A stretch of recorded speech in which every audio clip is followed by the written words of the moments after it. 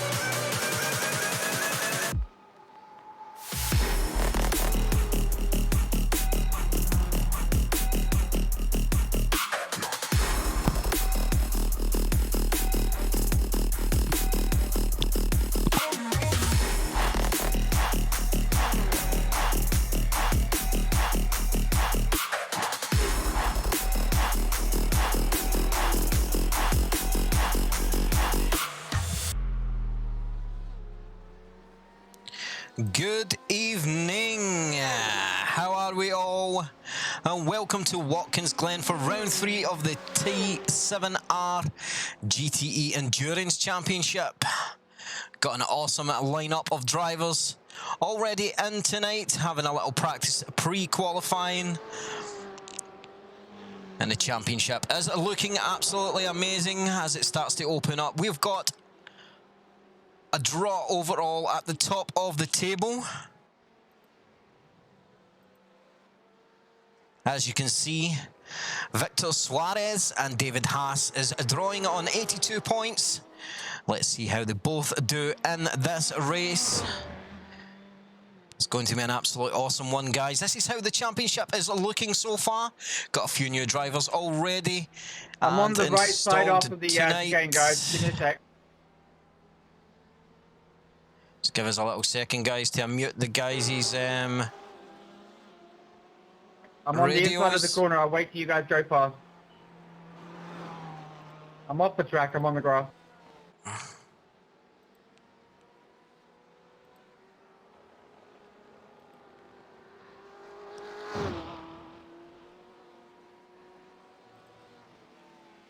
Okay, we should be okay now. Let's get that back up and get on with it.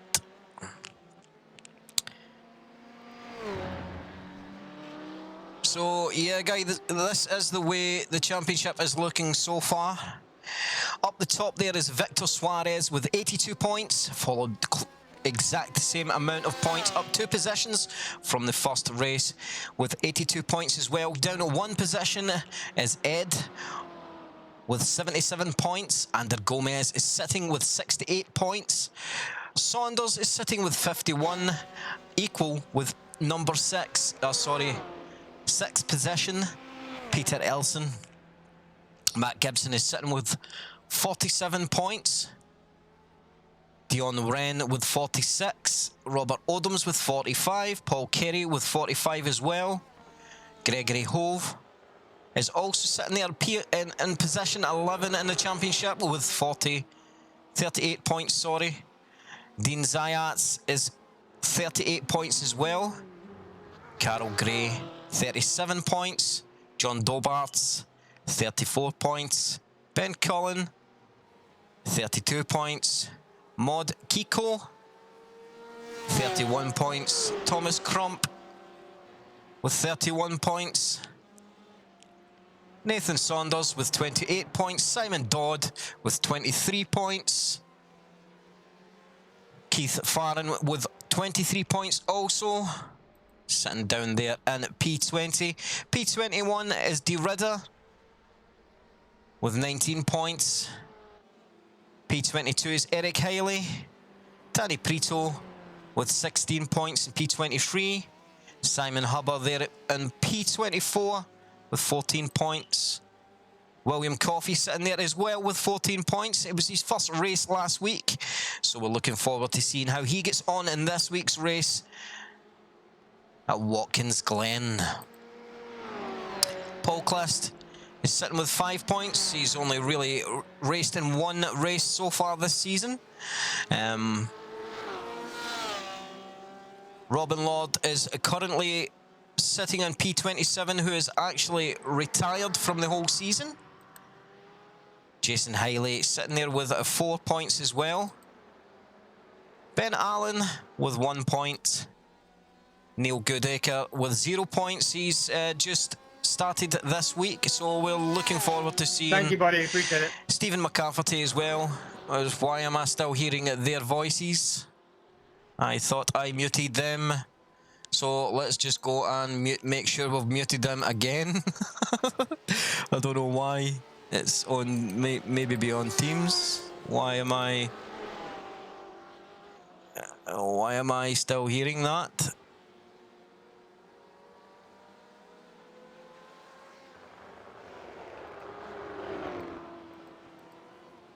I don't know what he's broadcasting on. Why am I still hearing them?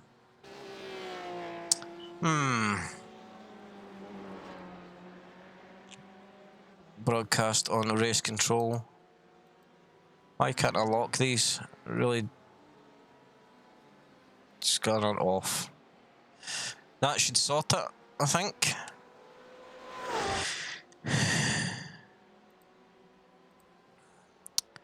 So yeah, guys, that's the way the championship is looking at this season so far. And here we are at round 3 at Watkins Glen. It's promising to be a good race. The track temperatures are actually pretty high as well. Let's have a little look at the weather so far for this race.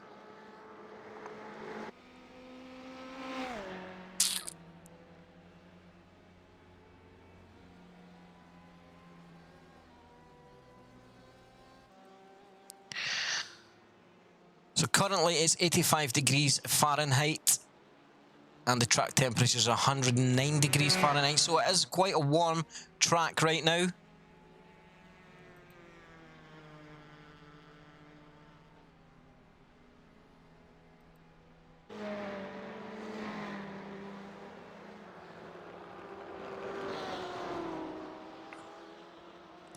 So let's go into the last 5-10 minutes of action with the practice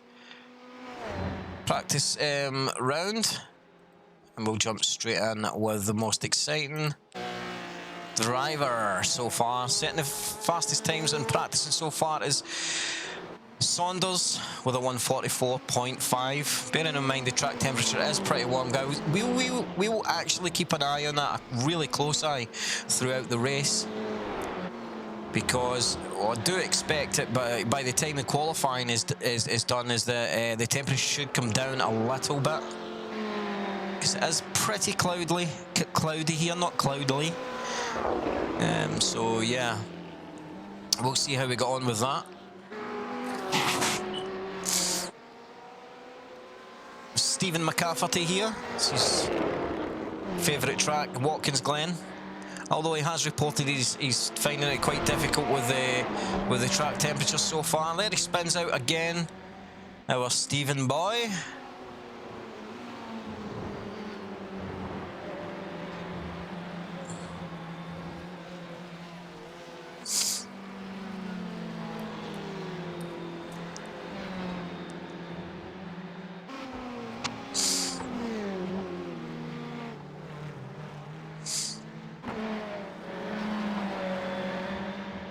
So last night on practice, some of the guys actually managed a 1 of 43. So the track temperatures tonight are obviously quite a bit different.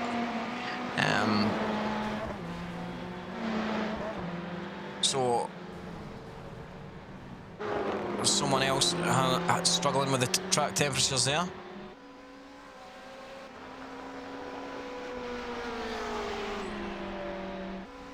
Jonathan Rex driving for Turn 4 Motorsports. Carol Gray behind him there, driving for Year 1.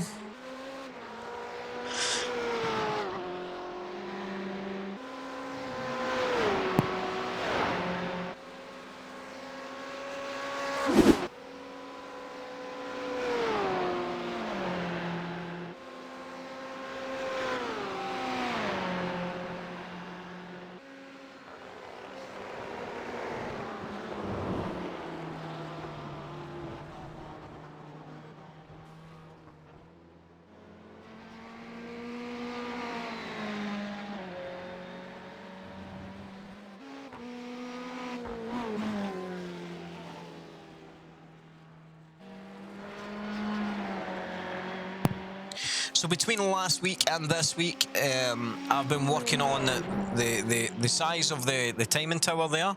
I feel like I've got it a little bit better, so you guys that are watching will let me know if you think it's a little bit better. It's a lot smaller than it was. It's taking up a lot of the screen, so yeah, I reduced the size of it quite a bit so that I could fit more of the action in.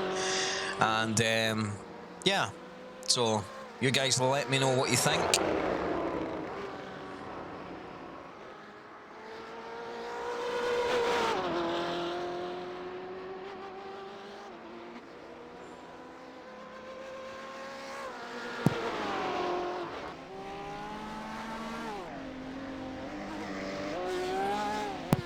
And how is everyone doing tonight as well? Next weekend we will be doing a giveaway from our official sponsors, Pro Street Sim Design. We've got a $50 gift voucher to give away live on the race day next week, so make sure you tune in for that. That'll be next week. We will be giving away to someone that is tuned in £50 gift voucher for Pro Street Sim Design. If you enter PSS in the chat, exclamation mark in the chat, PSS, sorry, and then check their website out, you can see what they're all about there. So yeah, you also get an exclusive 20% discount just for being a member of Turn 7 Racing. So there you go as well. So it's a £50 gift voucher and you get a 20% discount for being a follower or a member of Turn 7 Racing.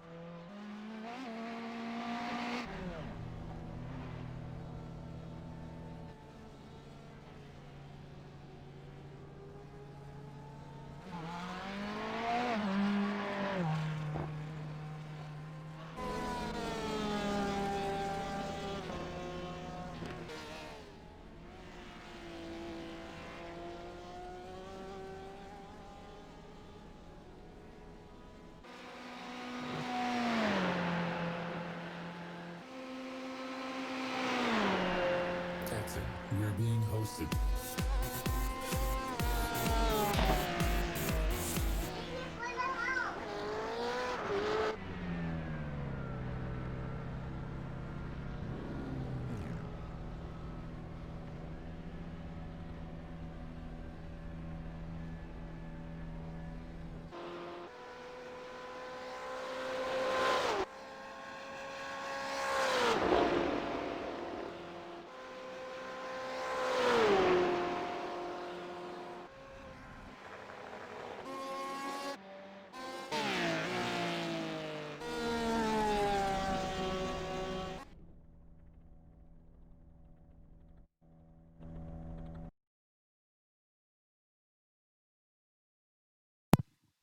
Thank you very much for the host there, RSR Racing. As we go into qualifying, straight out on the track the guys are already.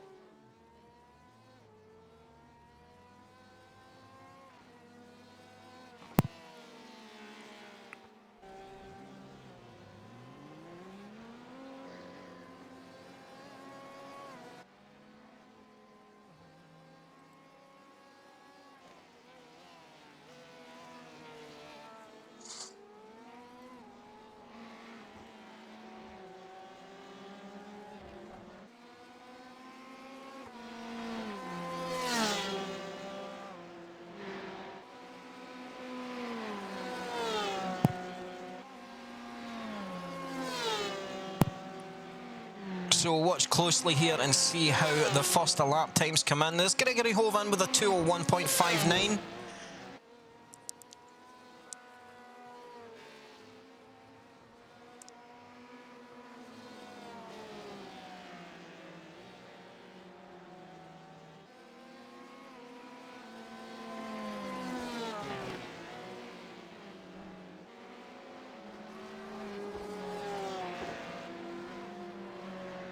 David Haas throwing in a few purple sectors there.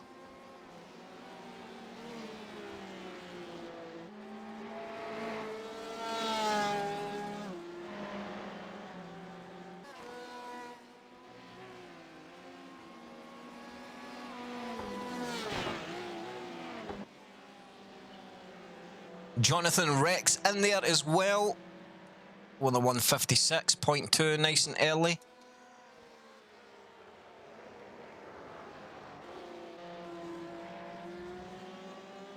We have 30 minutes of open qualifying.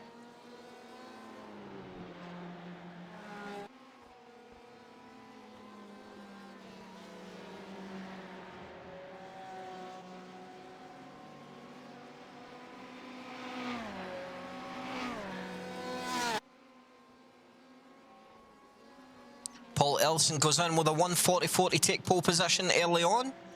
144.8. Simon Dodd in with a 145.4.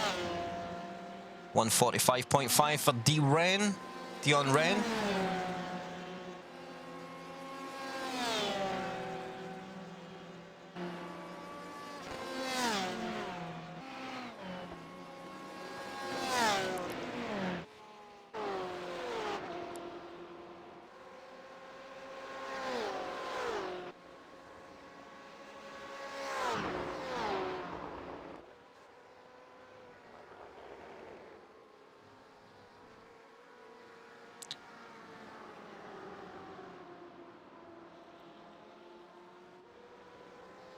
Track temperature is currently 107 degrees Fahrenheit.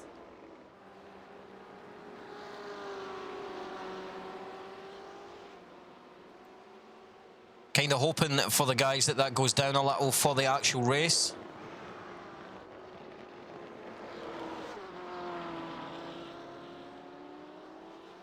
So guys, yeah, if you like what you see, don't forget to hit that follow button and give us a little follow. We are live with races every week, and Turn 7 Racing is actually, we are actually planning on a lot more championships. We're coming soon as an F3 championship, as well as a GT3 championship, and a couple of fun ones as well will be coming soon. Those will be midweek sessions. This is our main one. This is the main weekend one. And once this season finishes with the GTE, we're going to move on with a GTE and LMP championship. So it'll be a mixed championship. Roughly looking for 30 of each cars for that.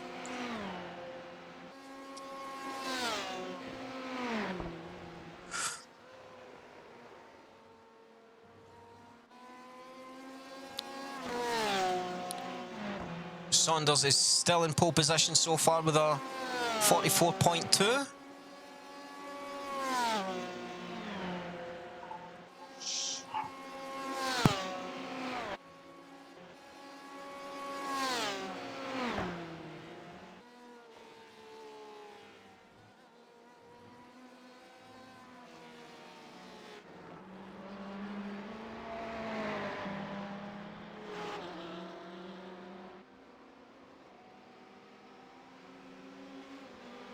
Thank you very much. Can't see me. What guy do you love?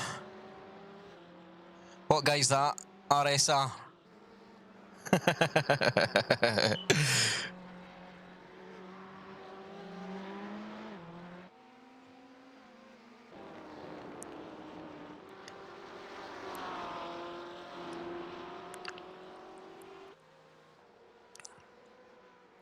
I think it'll be very difficult to actually get into the 143s with this track temperature today. It's certainly in qualifying, as I say, the track temperature is really warm. So, yeah, we're still at 107 degrees. Hoping it cools down a little bit as it gets closer to 5 o'clock, or closer to the race starting. Get the track temperature up.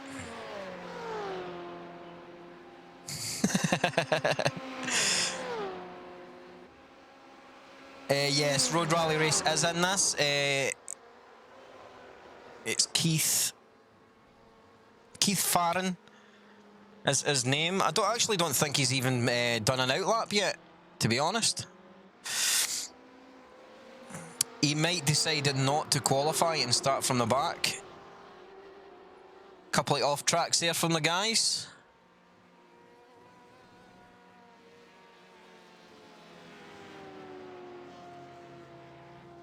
Someone having a little spin there.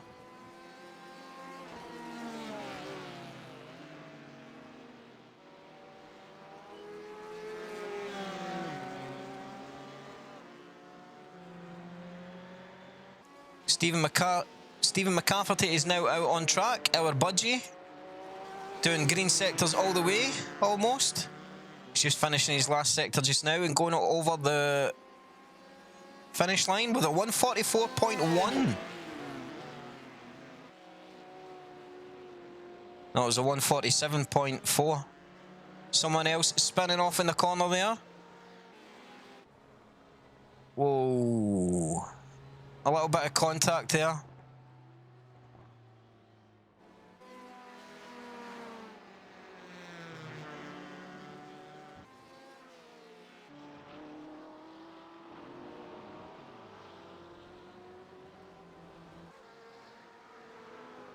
Oh shit, sorry guys, pressed the wrong button.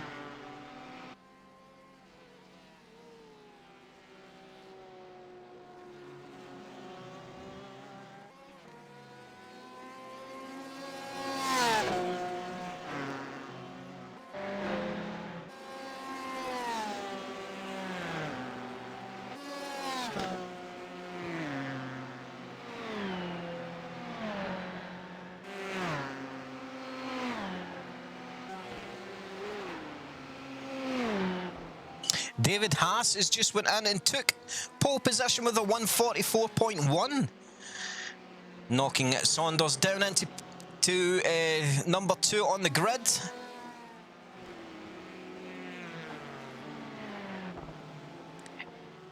Ed's sitting right now at 144.9 in P5. Ellison is also sitting there in P4 with a 144.8.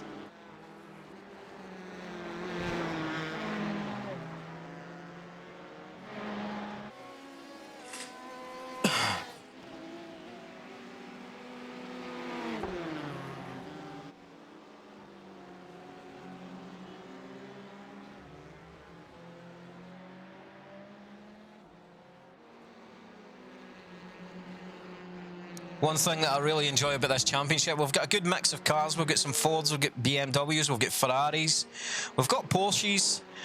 What ones tend to seem to do the most, in my opinion anyway, the best on the warm tracks is the Porsches. For some reason they just do a little better than any of the other cars. It's maybe just my opinion, it's maybe I'm biased because I enjoy driving the Porsches, but yeah, I feel like if those are the cars that really do shine through on a warm track. Now, obviously, due to the time of year it is as well, most of the races are actually in summer, and the track temperatures are pretty warm. So yeah, the track temperature is starting to come down a little. It's 106 degrees Fahrenheit.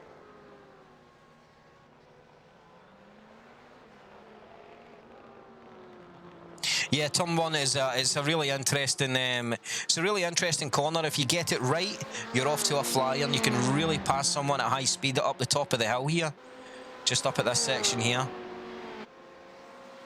You catch someone's draft going up here, the chances are you'll pass them before the bus stop.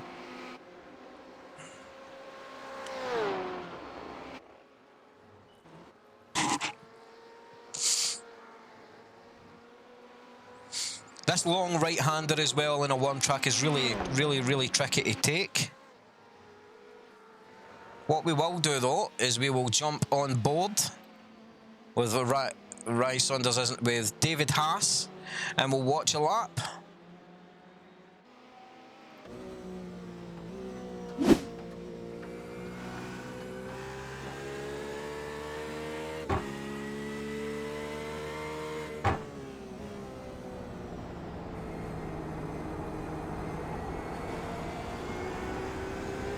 So we're currently in the car with David Haas here as he goes around Watkins Glen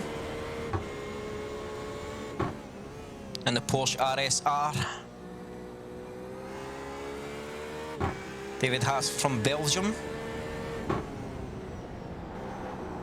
He was at the beginning of the season. He was certainly one of the drivers to watch for this season. We've changed the way the actual race structure is this week as well. There's a 1 hour pre-race qualifying session. A pre-race practice session.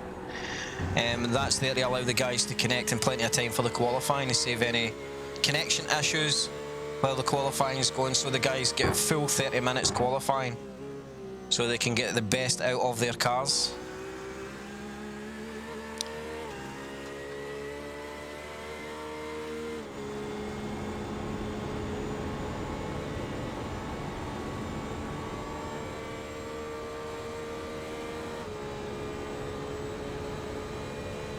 David Haas coming up to the bus stop here. Just this corner right after the bus stop here. On a warm track, it's really, really tricky. It was Prito's re-entry there. That was done fairly well. It's a really tricky corner that in a warm track, along with this one as well.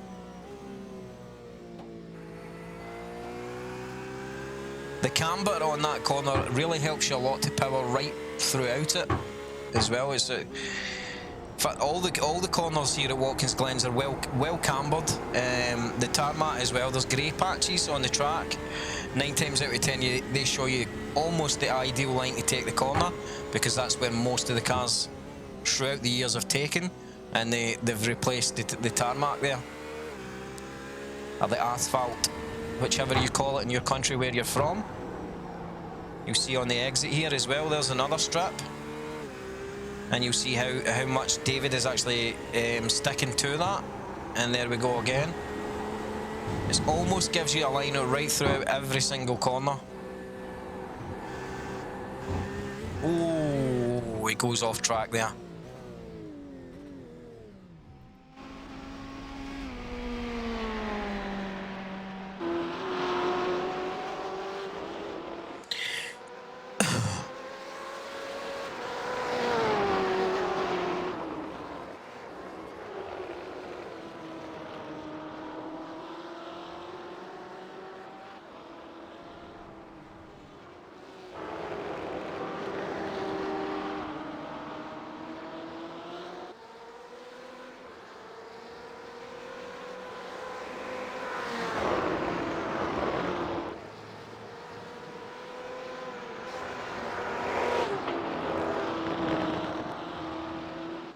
Rice Saunders has actually managed the 143.976.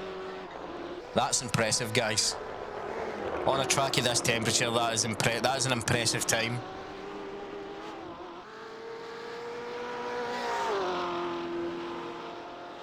David Haas is back out on track as well.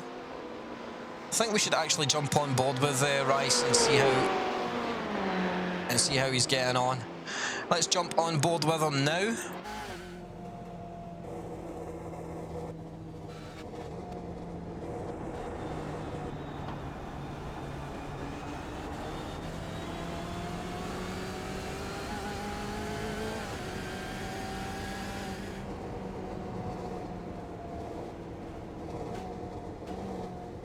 Keith Farron certainly hasn't put a lap in yet. I'm assuming Keith is holding off and just want to start at the back of the grid. Haven't actually seen Angelo De Hulsler is sitting in P11 in the grid just now as well, number 420.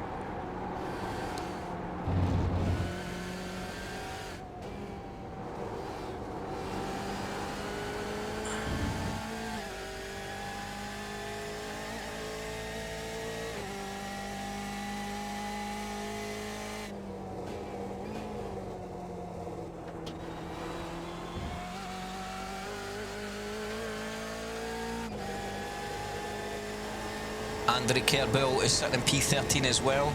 Rice Saunders still in P1 right now. See how he's getting on with this lap time as well just now as he's going around for the bus stop.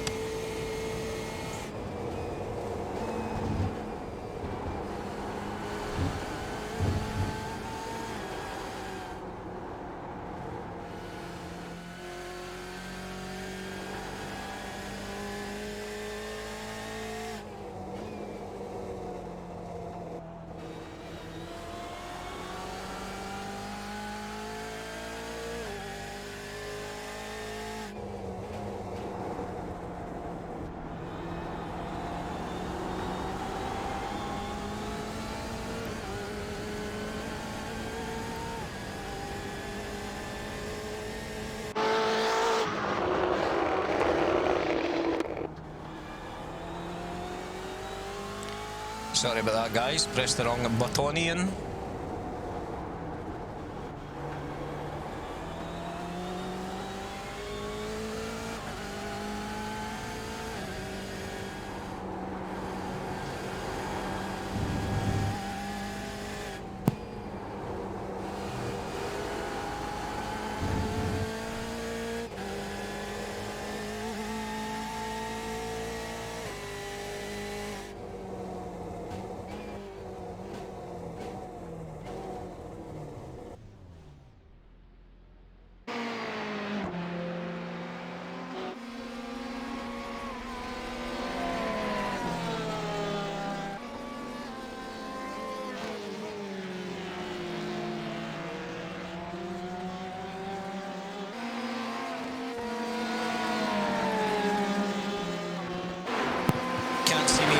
he's not competed in a race yet, I think, to be honest. It's due to the motorsport actual season starting back up again. Obviously after coronavirus, and to be honest, he's been absent for the start, so it's a shame really. I was looking forward to seeing him on the track.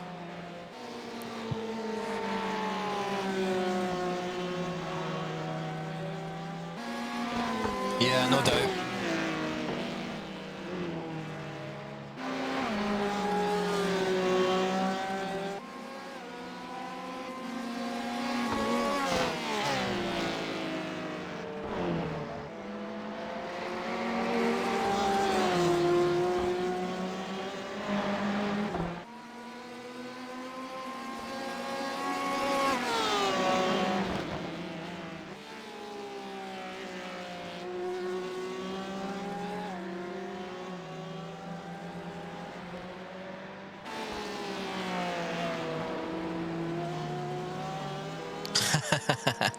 Yeah, I'm hoping Keith does well as well. He's actually been doing all right in the championship.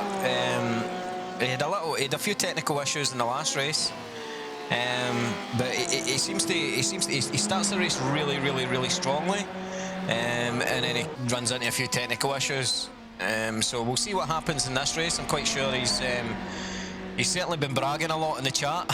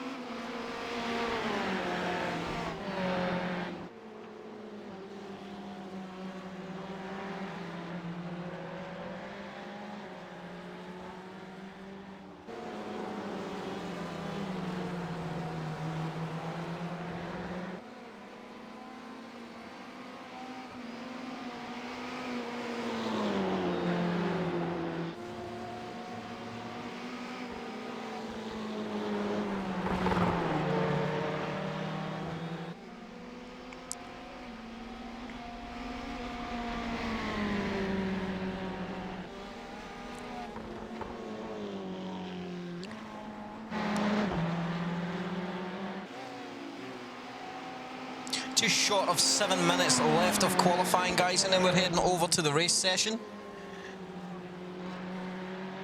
Still plenty of time for these guys to make a change to what you currently see down the left-hand side, the grid positions. There's always someone at last second at a really fast lap. Halster's moved down into P12 with his 1:45.546. Not much between him and Jonathan Rex. That could be a good race between those two guys right at the start. Let's hope for a nice, clean start to the race as well. I will speak to the guys just prior to the race starting.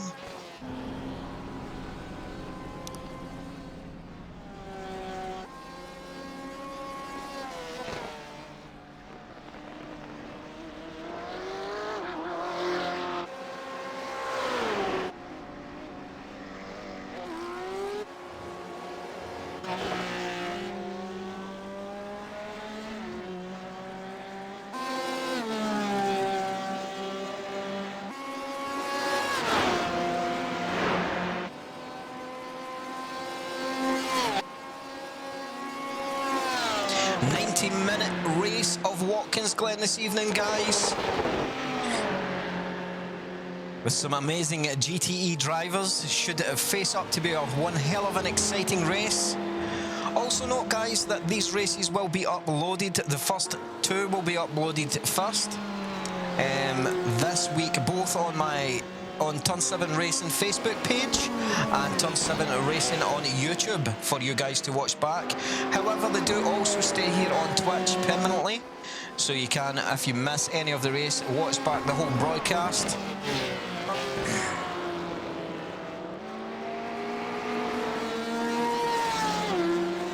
And again, next week we are giving away $50 worth of gift vouchers for our official sponsors, PSS Pro Street Sim Design. More info on that next week.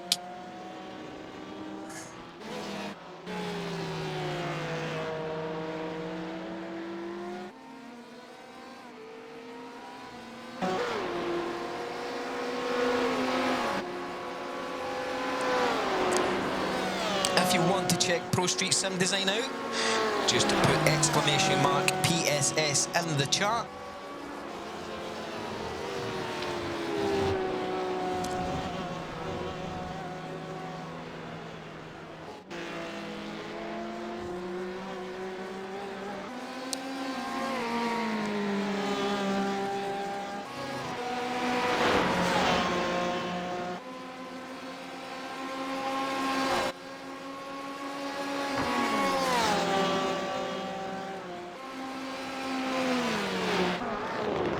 Thank you very much. Can't see me.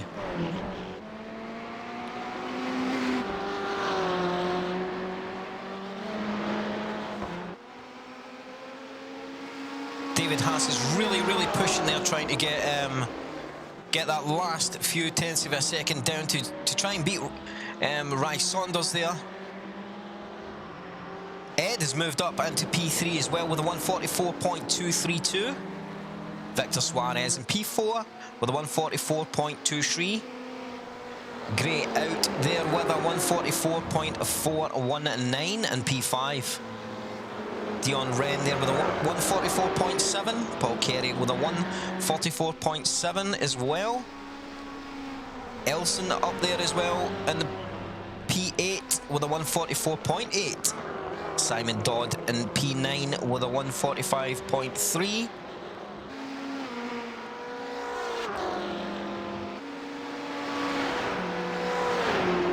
And in P10, it's Greener with a 145.441.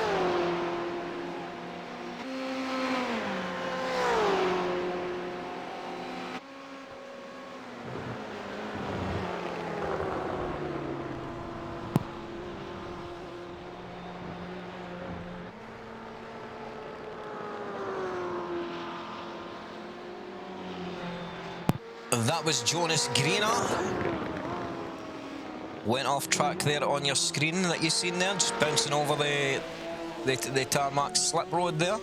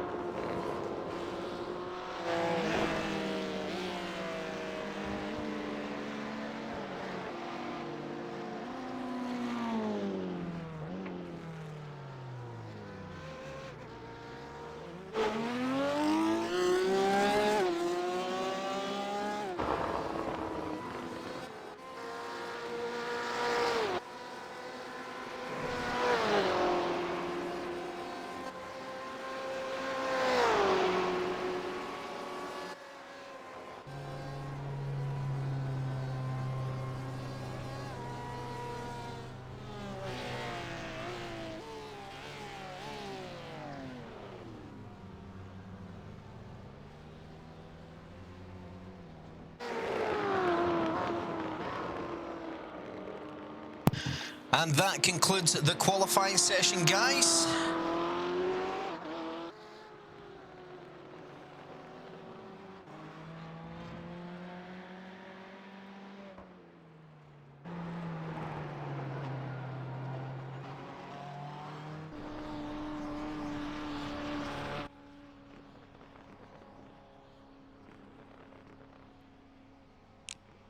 As we're here at Watkins Glen for round 3 of the Turn 7 Racing Endurance Championship. Again, guys, we still have a few spaces left. Not very many.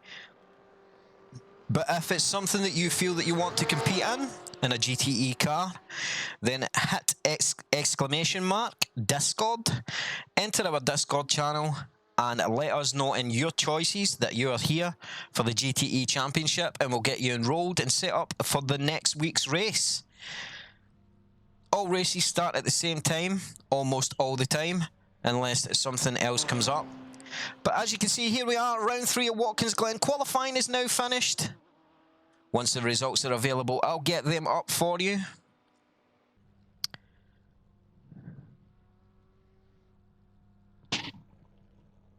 What an absolutely outstanding qualifying session that was. You guys were really, really pushing hard there.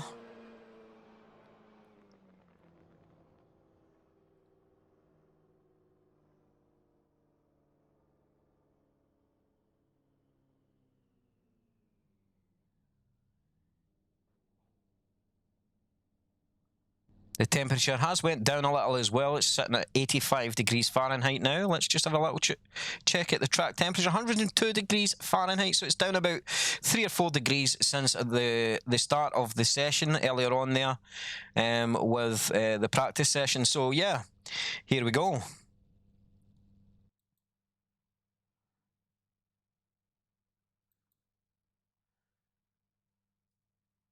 It's not available yet.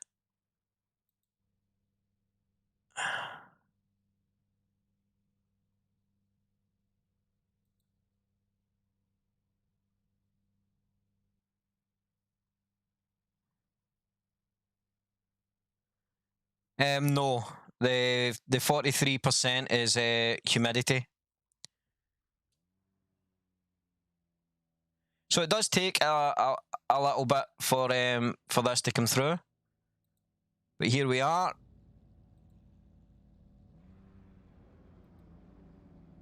Here is the grid positions here for our official round 3 at Watkins Glen. Taking pole position is Rye Saunders, followed closely by David Haas, Ed, Victor Suarez, Carol Gray, Dion Wren, Paul Kerry in P7, Peter Elson in P8, Simon Dodd in P9, Martin Jacobson in P10, Jonas Greener on P11, Jonathan Rex P12, Thomas Crump, Angelo Hilster in P13, who's driving the Porsche RSR, Thomas Crump in P14, Ben Allen in P15, Andrew Kerbel on P16, Rasmus Greener on P17, Danny Prito in P18, William Coffey there on P19, Gregory Hove on P20, Nathan Saunders P21, Robert Odoms P22, Dieter D. Ridder on P23, Stephen McCaffrey P24, Ian Erdman P25, Keith Farron P26. And that concludes the grid here for Watkins Glen. Keith Farron starting at the back.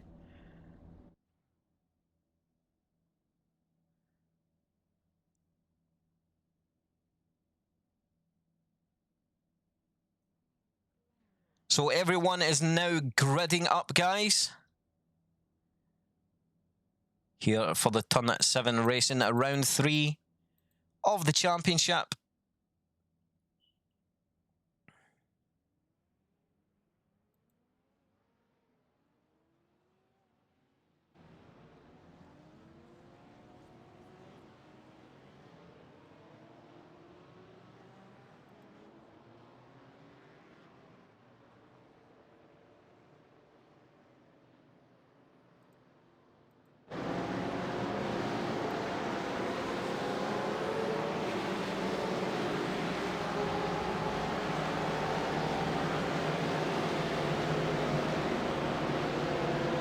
So as we go around for the warm-up lap here, we'll keep an eye out on them from above right now. Going over the bridge there.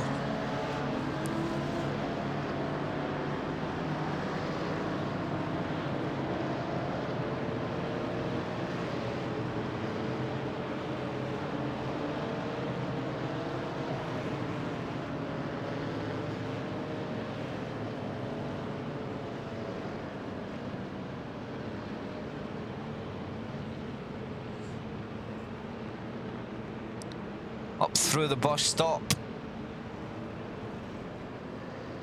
On the parade lap. I decided to change the pace car this week to a truck. I've no idea why I done that, but I did just to change things up a little, guys.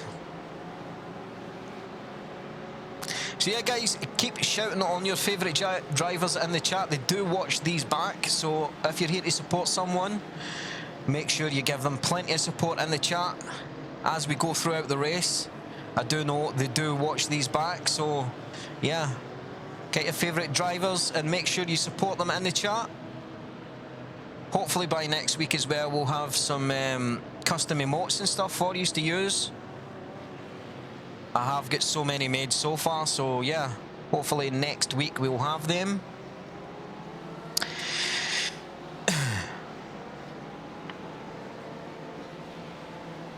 Modulus Prime, is that yourself, Kiko? Why are you not in this race this week? You'll be dearly missed.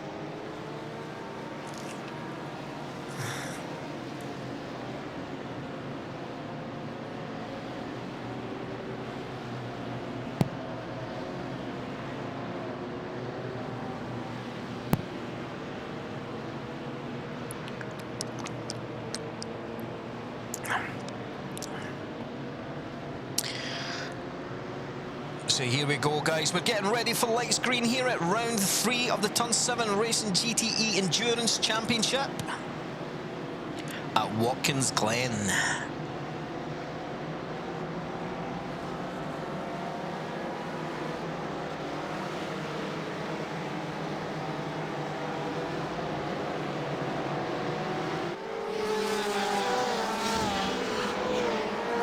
And we are lights green.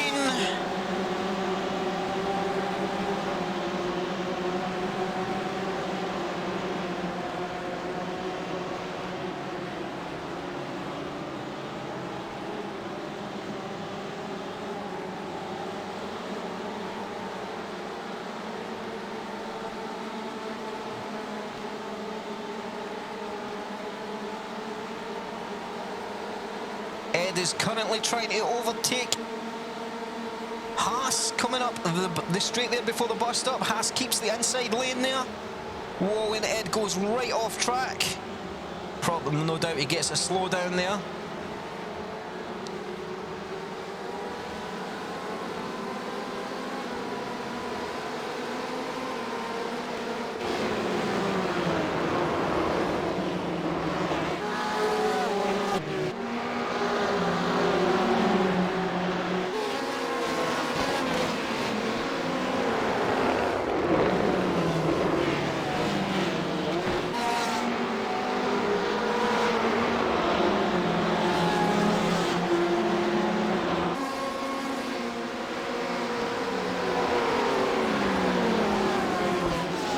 Very clean start to the race as well so far, guys. I really don't want to jinx it, but there has been no incidents so far.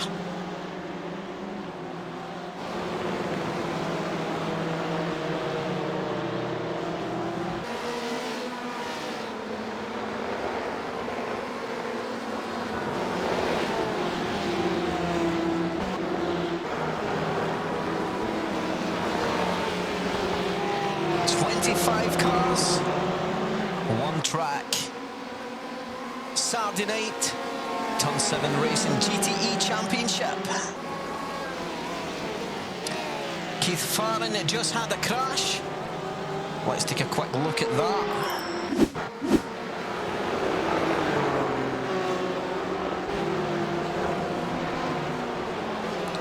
Whoa. was that? Who was that? What number's that? 56.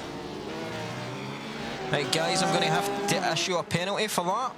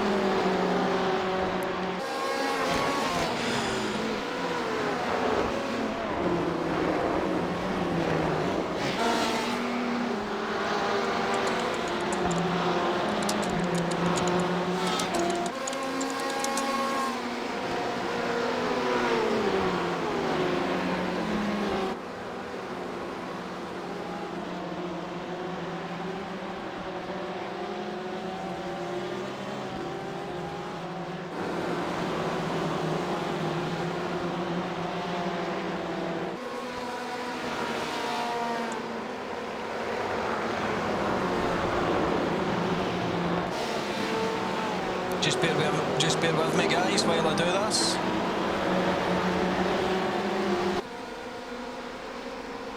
Black flag.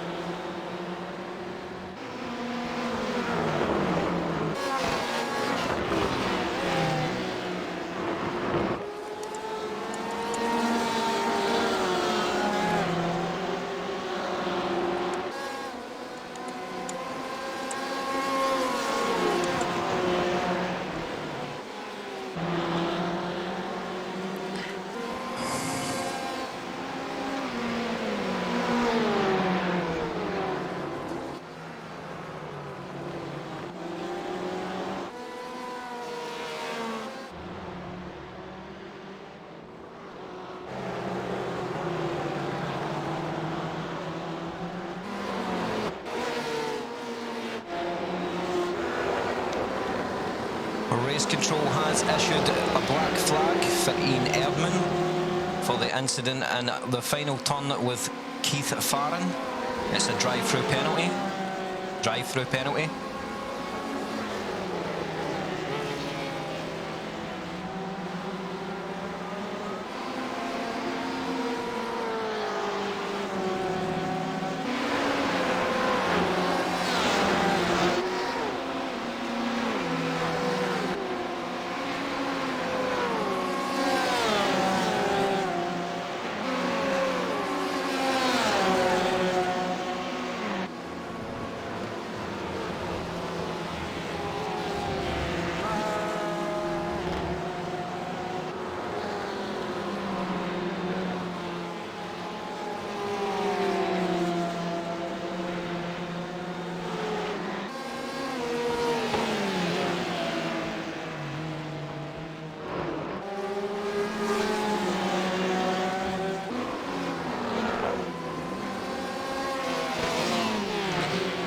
Okay guys, we're back with the race, sorry about that. Sometimes you have to just issue a little black flag there, here and there.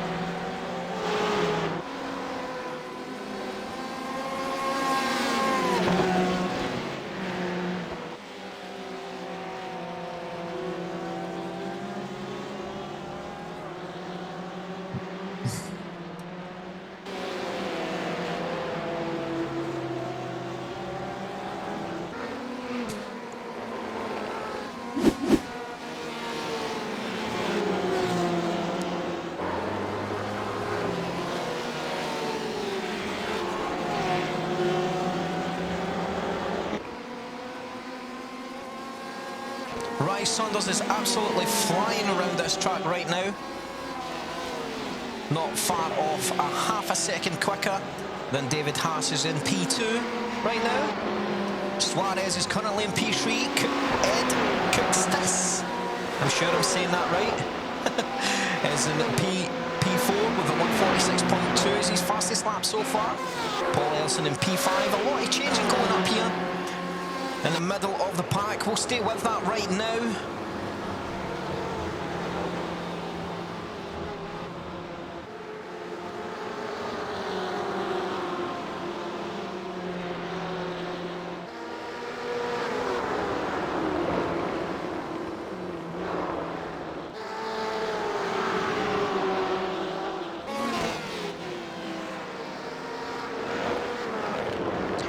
I don't think there was an incident.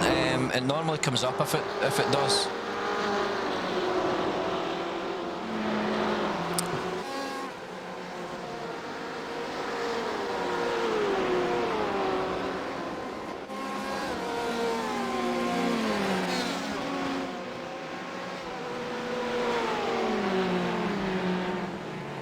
Currently on lap 5, 8 minutes into the race. It was almost incident free.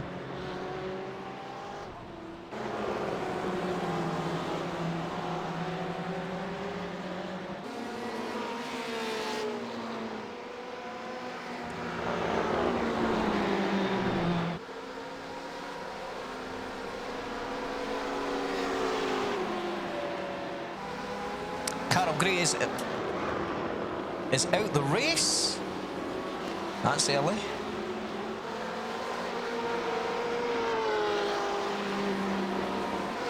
Wonder what happened to him. Let's have a little look. There he's there. Year 1 racing driver. Let's have a little rewind back at that and see what's actually happened there.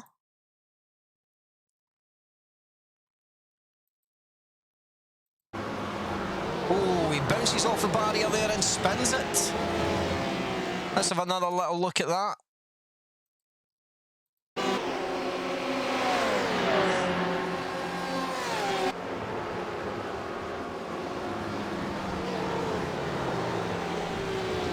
Bounces off the barrier there.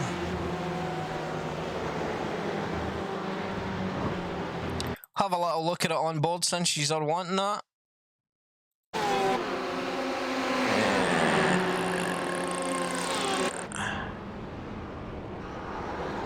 Boom. Right off the barrier.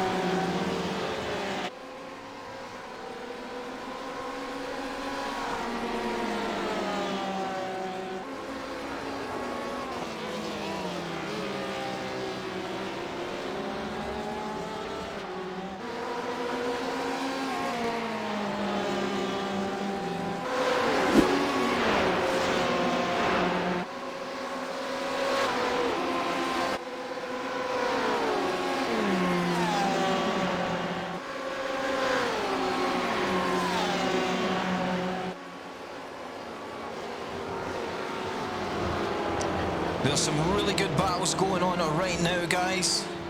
Really, really good battles. It's mostly in the middle of the pack, right enough. For P10 and P9, between Greena and Halster, and Jonathan Rex as well. This seems to be the most exciting pack right now, as the guys are pushing really hard for that top 10 spot here at Watkins Glen.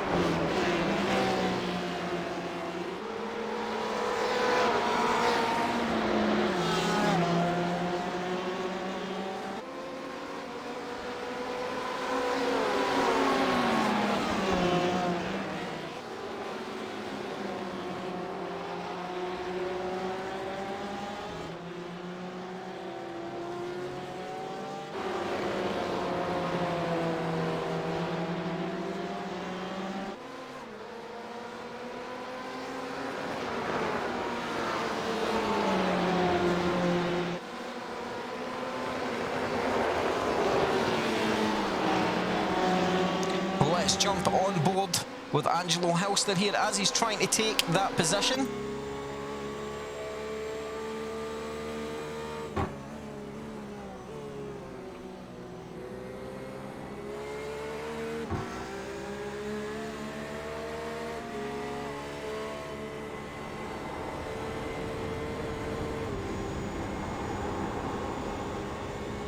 Angelo's currently moved up 4 positions since the start of the race.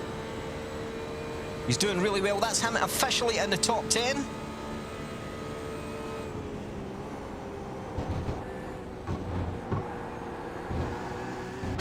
Have a little look behind him there. That's Andre Kerbel following him very closely.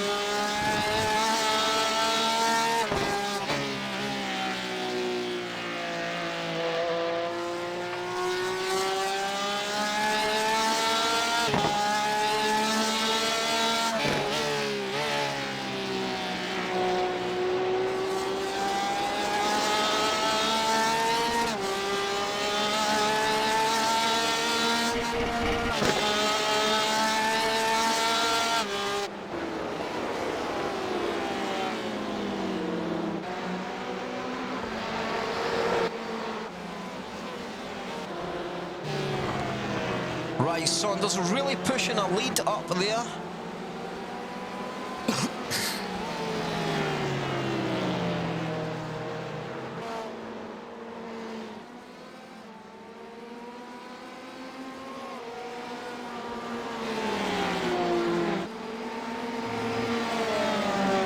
All the action seems to be in the middle of the pack right now.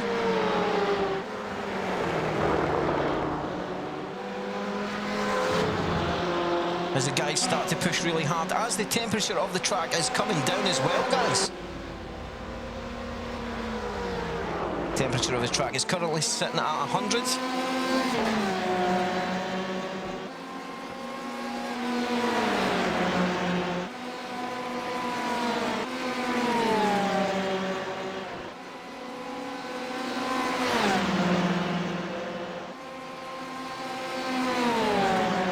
Very clean race so far, just a couple of small incidents.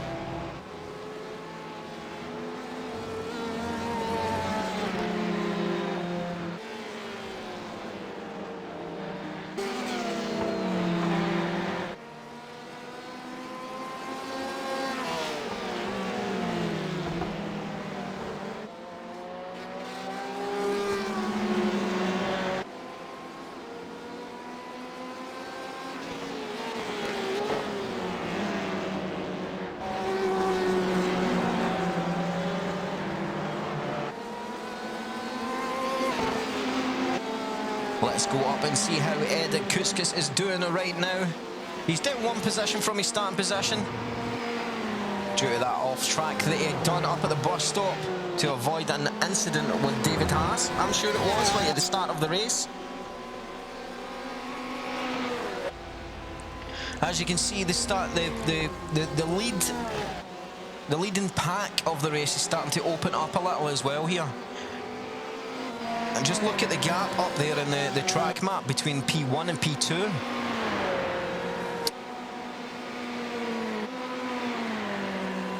Looks like if it is Suarez and Haas is having a good little battle there as well though, so could be really interesting. They're driving from the United Kingdom in the Ferrari GTE. Really solid car.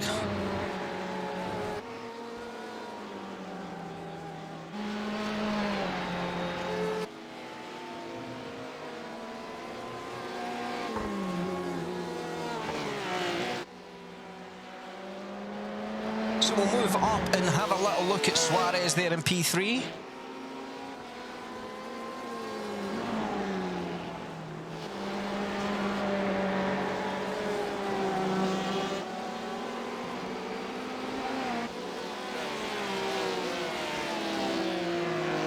Car number 51. Currently trying to catch David Haas with his new livery this week.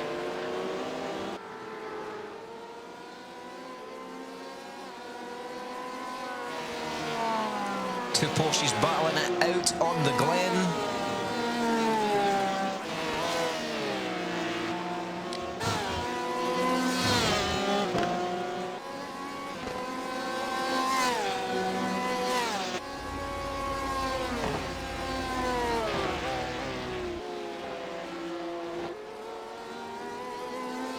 And we'll jump up and have a little look at the leader as well. We'll actually jump on board with the leader. We'll jump on board with the leader right now.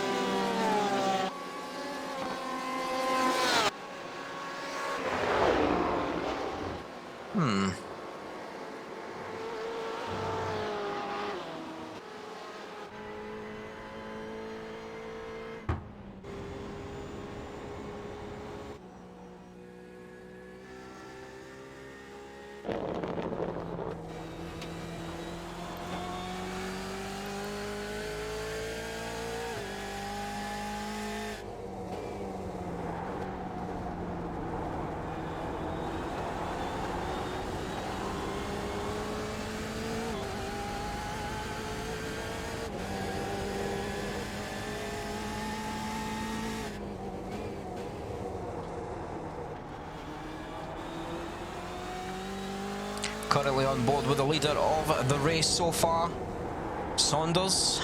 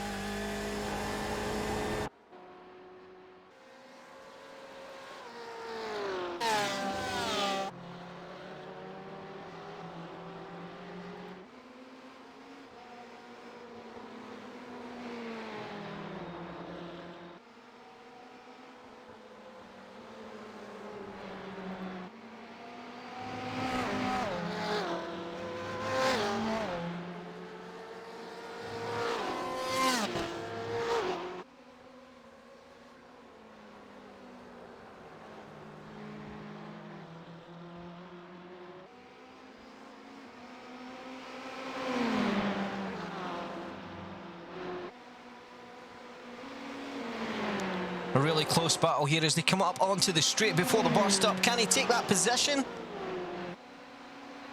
Gregory Hove trying to get Greer. And he falls back in. Really close there as they hit the braking zone for the bus stop. Let's see if he can pick up that pace going round the big long right-hander here. Oh!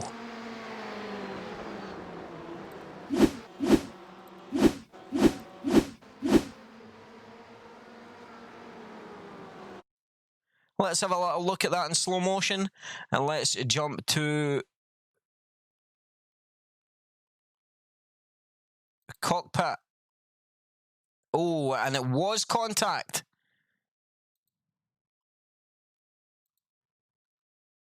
It was contact between those two. Let's have a little look at that again. Just one more quick look.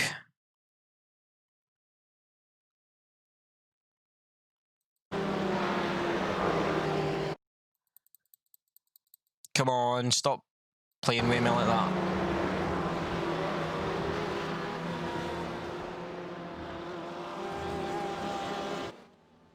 What's going on?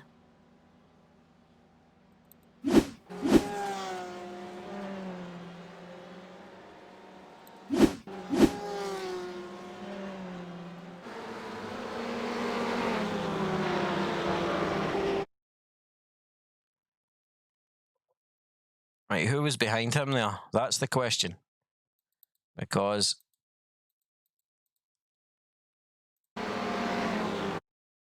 number 152. While that's going on, guys, we'll switch to live and watch the most exciting while I deal with this one. Live, most exciting.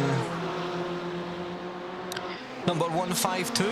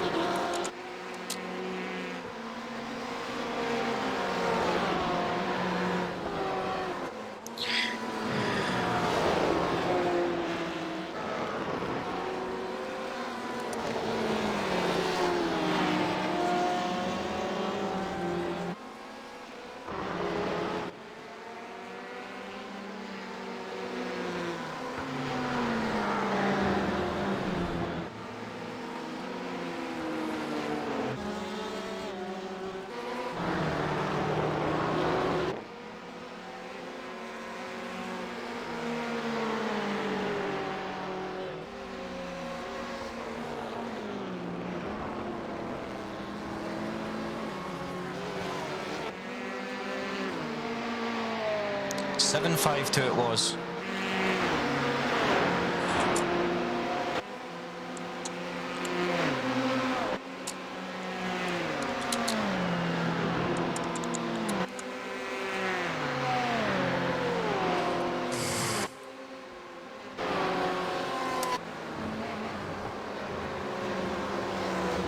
What the fuck?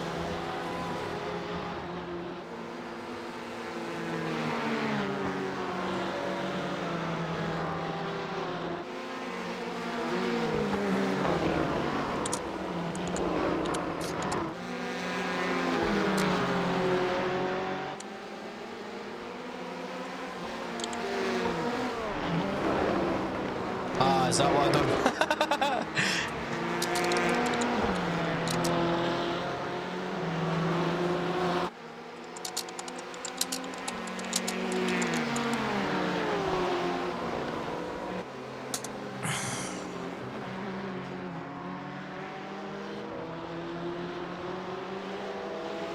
Gregory Hove has been handed with a black flag. It's a drive-through penalty for the contact on the long right-hander.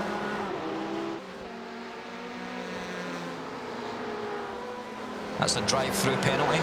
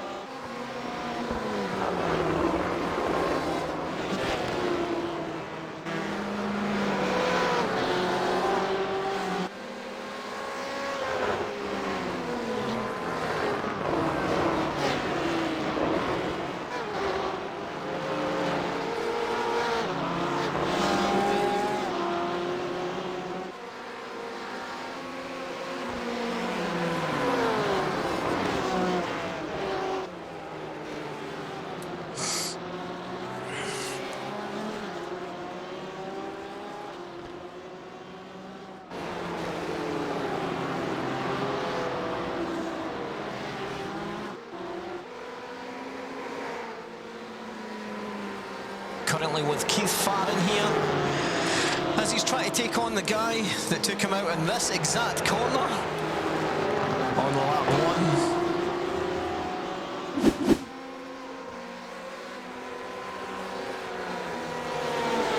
He's pulling over and letting those two pass. Stephen McCarthy then takes over, and William Coffey as well. Also moving up the positions really quickly actually since the start of the race. We're only in lap 16 and William has already moved up quite a few places.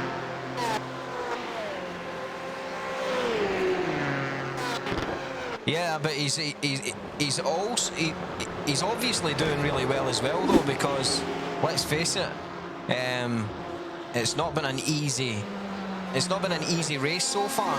It's been really competitive, especially in the middle of the pack. I mean, these guys are really pushing for those, you know, like the middle positions, so to speak. Like from P15 to P probably 7 is really competitive right now.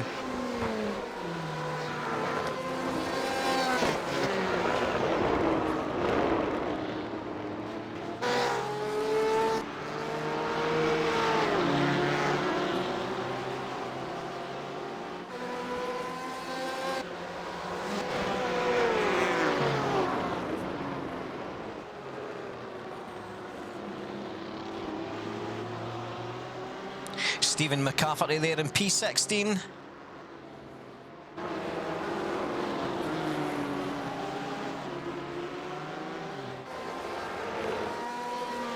William Coffey having some connection issues here. Victor Suarez has passed David Haas for P2. Why did we not see that? Why didn't we see that? It's literally just happened. Let's go and take a look at that, guys. Right now. Yep, going up the long straight before the bus stop. Suarez just takes him. And what a pass that was. He just kept his speed really, really quick through there. That was an awesome move there from those guys.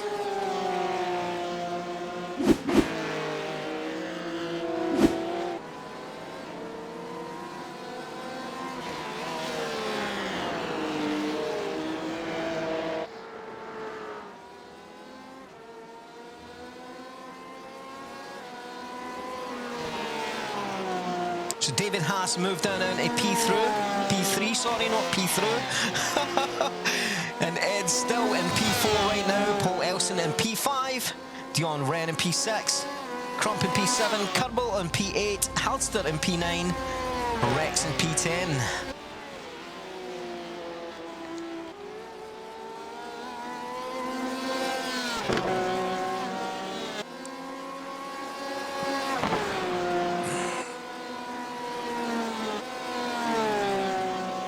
Victor Suarez really pushing now. Absolutely flying. Must have burnt off that excess fuel. The fuel tactics with these guys I'm actually looking forward to see whether they'll go half the race on on fuel, or whether they'll actually just finish the whole, well, not finish the whole race, they can't, but whether they'll go the whole full tank before refueling and take the pit stop. Some of the guys have already pitted, obviously, due to incidents and little mishaps, but certainly these guys up front, it'll be interesting to see how their pit stops pan out and make a change in the championship and this race as well. Pit stop strategy has come into it a lot over the last 2 races as well, guys, so let's see how that goes. Stephen McCafferty has overtook De Ridder as well right now.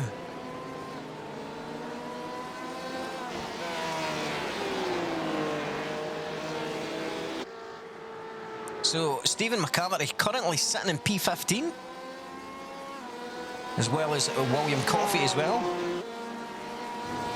So from P17 onwards, I think they're down 1 lap so far.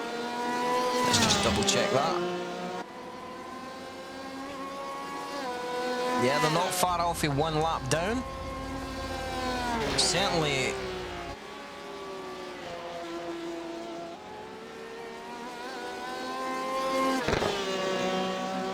That's obviously due to some incidents as well, guys.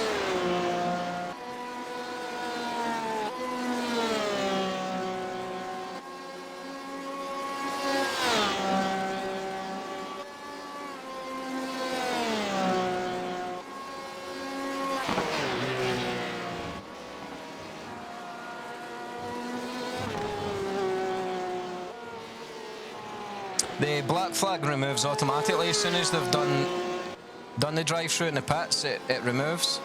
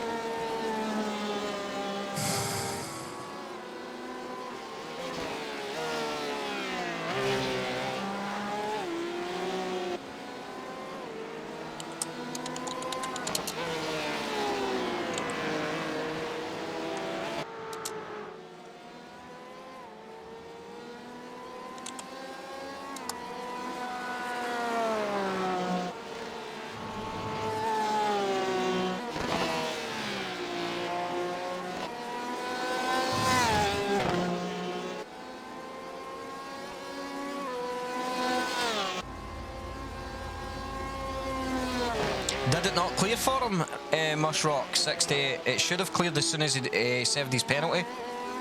The default is a drive-through, so that's pretty much all I done. I didn't put any time.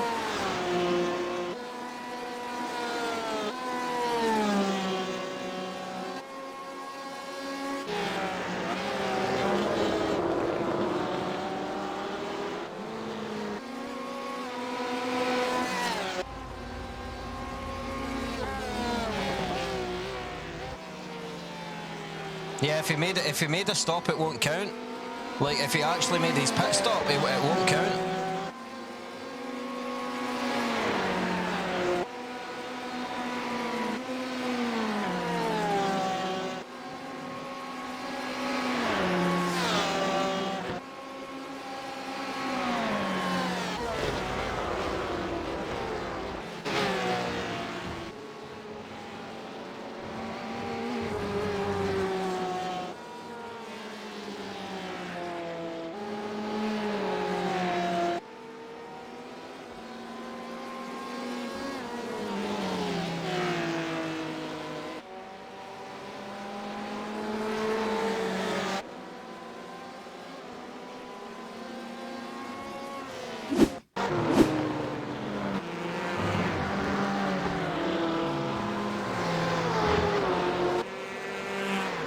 Let's see if he actually stopped, because this is the one.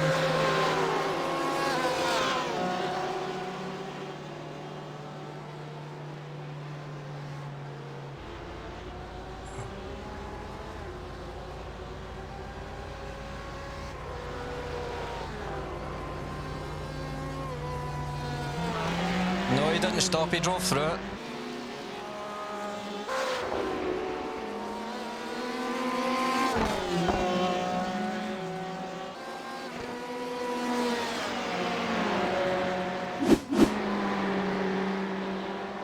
It should have cleared automatically.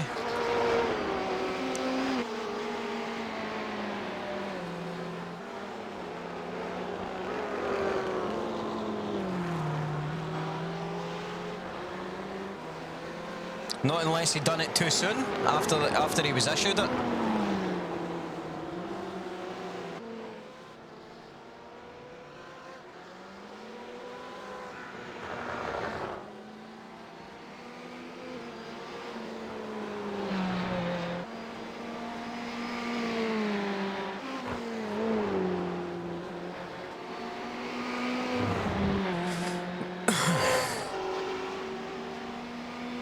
Yeah, he definitely served it, yeah.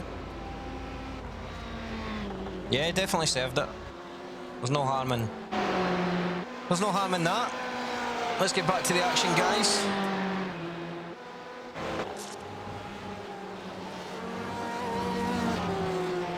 Yeah, I just read it there.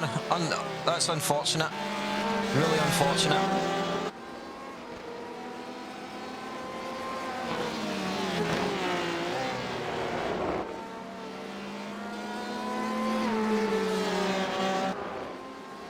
Keith Farron has just passed Ramis Grena for P20.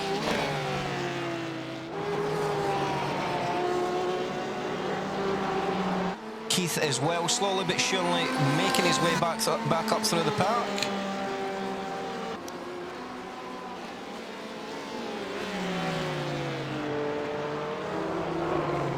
It's quite strange this weekend, guys, because most of the action is actually up the front, up in the middle of the pack here to the back of the pack.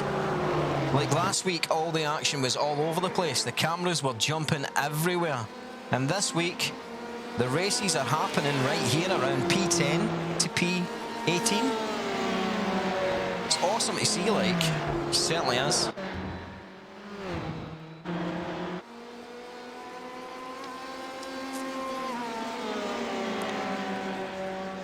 Gregory Hove has just had a crash.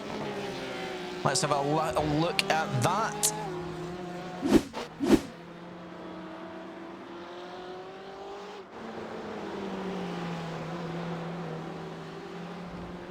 Oh, he just clips the grass, I think that was there.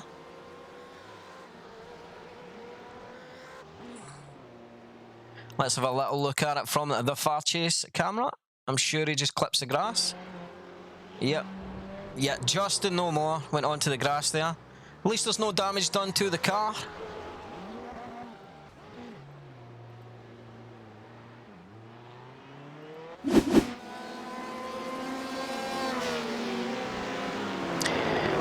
Which resulted in Stephen McCafferty taking that position.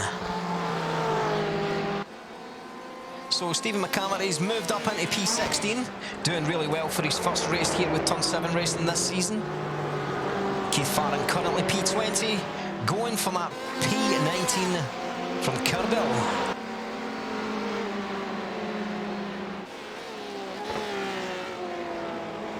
Oh, sorry, defending with Greenier. Sorry. I take that back.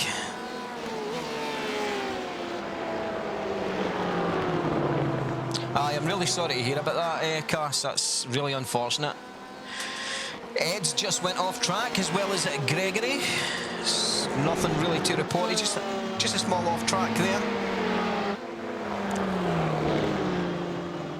He's lost a lot of time though.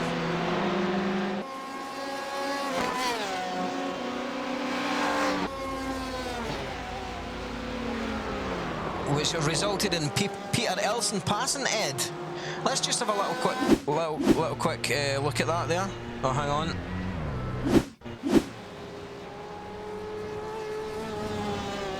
Danny Prito's just had a crash as well. We'll go to that straight away.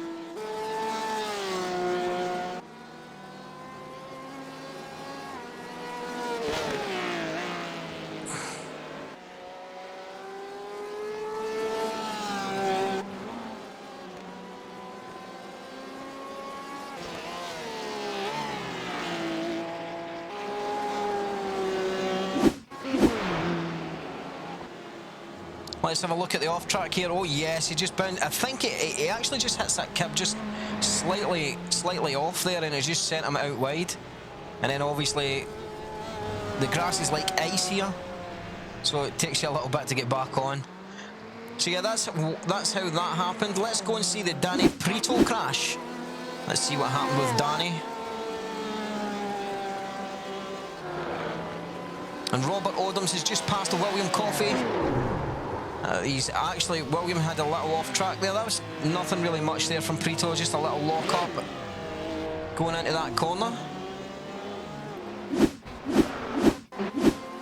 Let's have a little look at William there. We were just talking about him and it gets a little off track there. Whoa, he just overshoots that corner.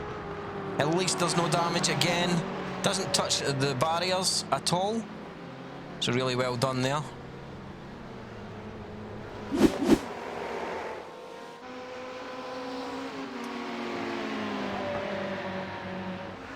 Let's see how long these pit stints are going. Why is it doing that? It's not really showing us anything.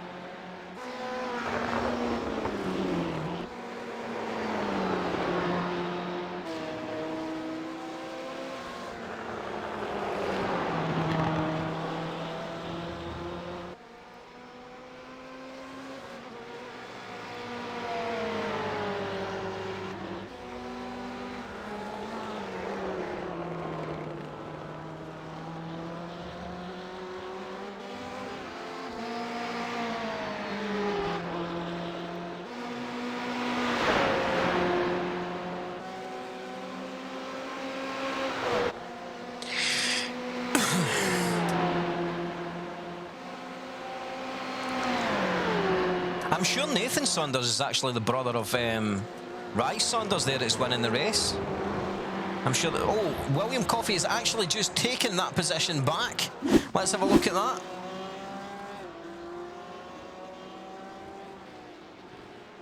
Solid driving there from William. Really solid to take back his position that he lost there.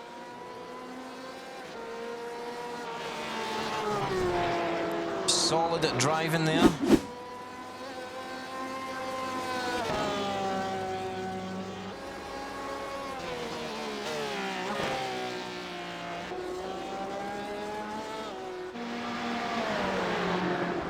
Here with Ed,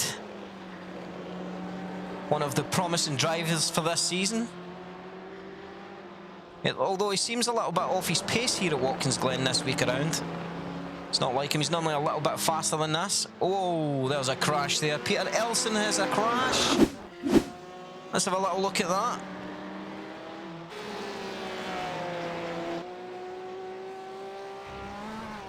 Oh, he just clips the grass as well. There's so many people do that on Watkins Glen, it's frightening, to be honest.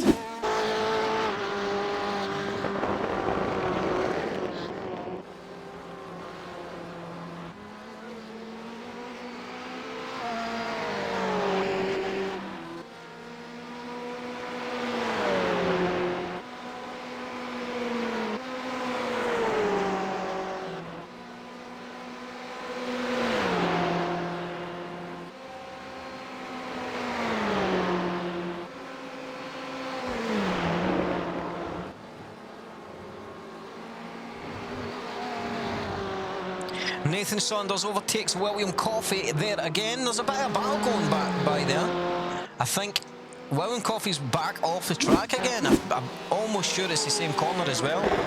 Yep, it's the exact same corner, I think. I think he's really pushing that car to its limits.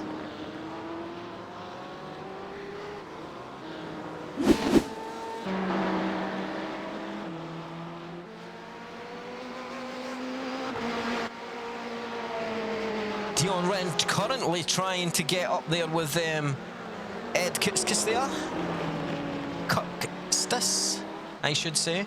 If I'm saying that wrong, guys, please correct me in the chat, by the way, because I really need to get that pronunciation right. I know he did say to me just to call him Ed, so I will call him Ed, but I am still going to keep trying to call his second name and try and get it right.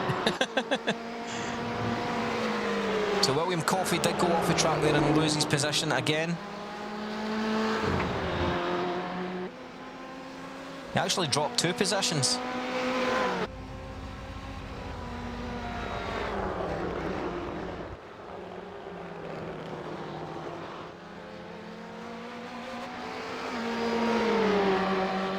Victor Suarez is in the pits right now. Wonder if this is him making his pit stop. It's about around that time, actually. The guy should be starting to come in for the pit stops any time now. Victor Suarez is into the pits. He had no incidents, so it's certainly a pit stop.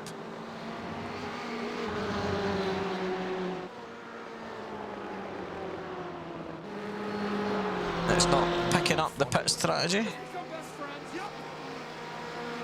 for some reason.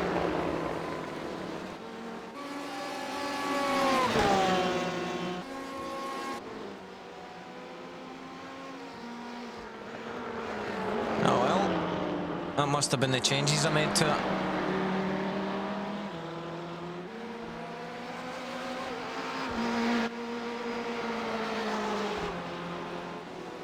Hitting speeds of up to 130 there before the braking point going into this turn.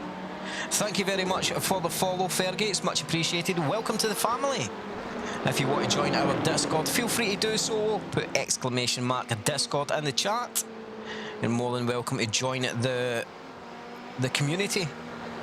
Turn 7 racing is more of a community than anything else. It's community based, everyone helps each other out and stuff.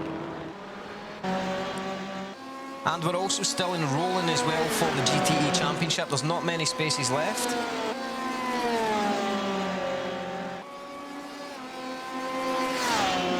So if you think that you can race on here, Angelo House has just went off track. Let's jump to that now. Probably nothing much in it.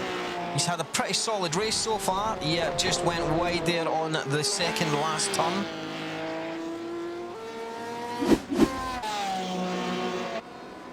Currently with David Haas.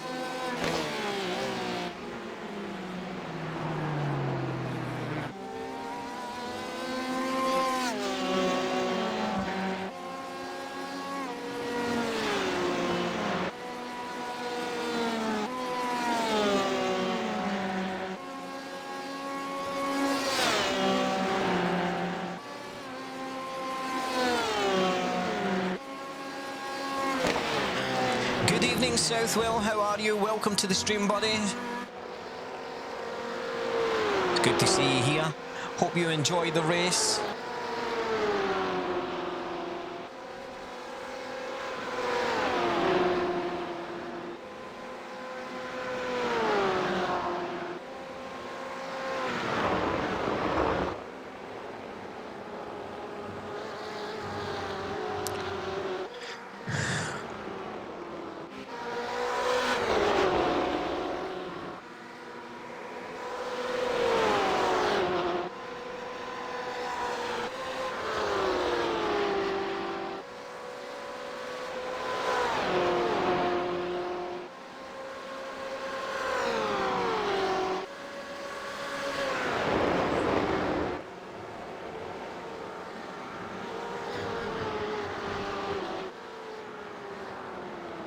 Nathan Saunders has really got that BM pushing so hard there. I think he's actually quite a bit in front now.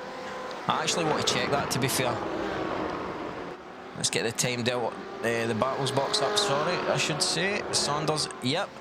Haas is currently 12 seconds behind him, so he's building up a really, really good lead here. He went off track again, mate. He went off track again. No doubt it was the same corner. We're actually going to go and have a quick look at that. No, it wasn't. He actually went off to avoid an accident. That's a shame. That's a real shame there.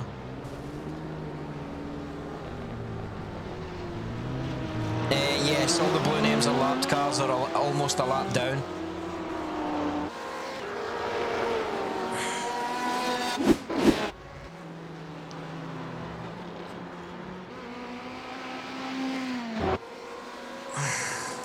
It works, the colours are the exact same as iRacing's.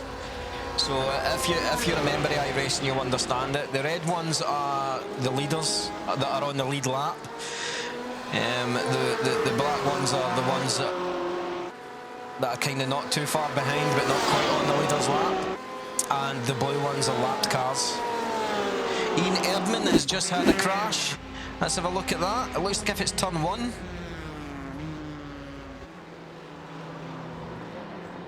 Yeah, he's just had a big spin there. Oh,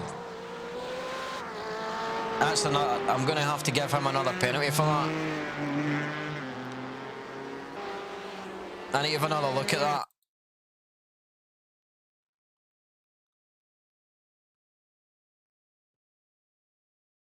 Going to have to have another look at that, guys. Go to chase.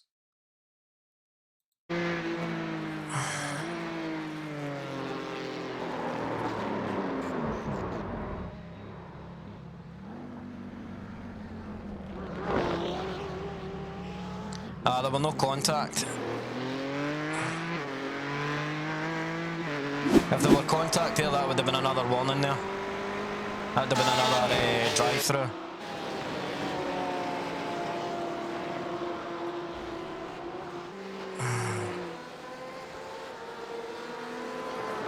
Yeah.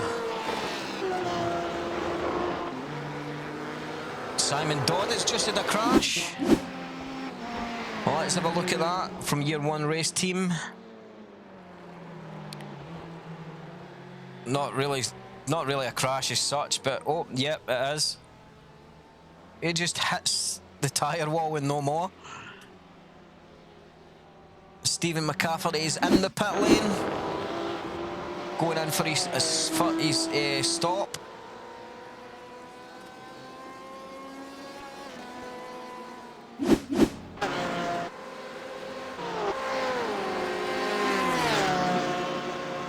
Just giving the tyres a little hug there.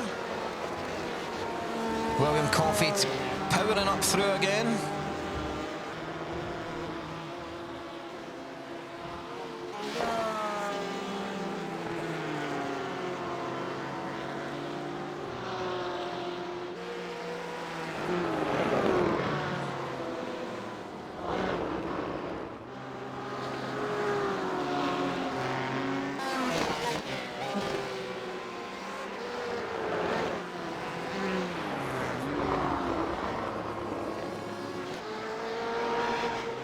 Lap 31, just coming up on the hour mark. About 5 minutes short.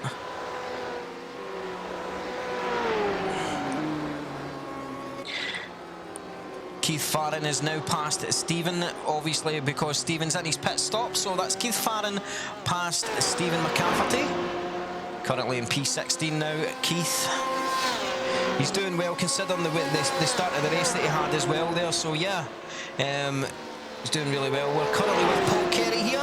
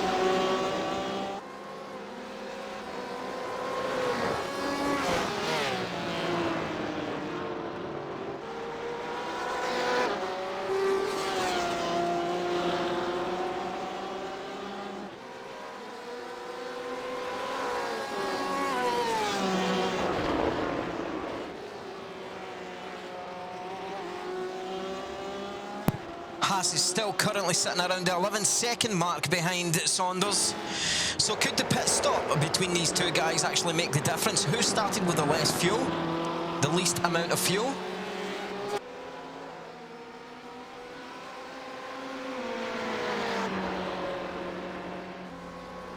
And who's going to have to take the most?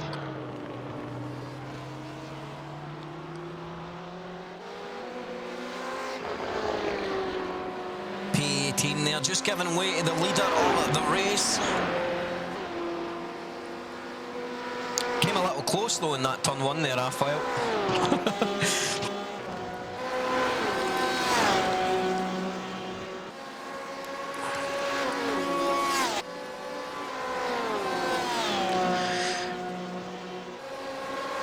I think the top 5 guys have still stopped. Certainly the top 4 guys have still to make the pit stops.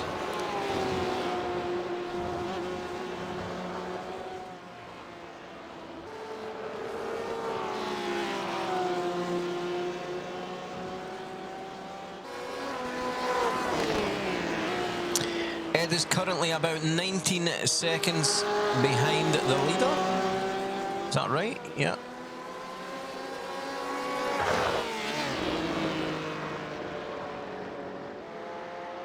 That's a David Haas lapping another driver, Mr. Crump.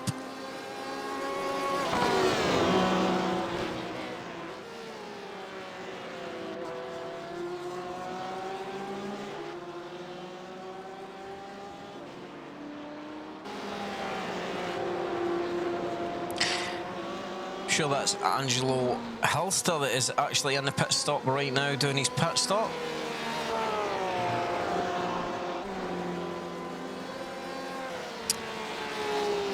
Let's see when these lead cars are actually going to pit, because that's quite a lot of extra laps they're getting for the fuel compared to these other guys. Now I'm just wondering if the other guys actually took a full tank at the start of the race.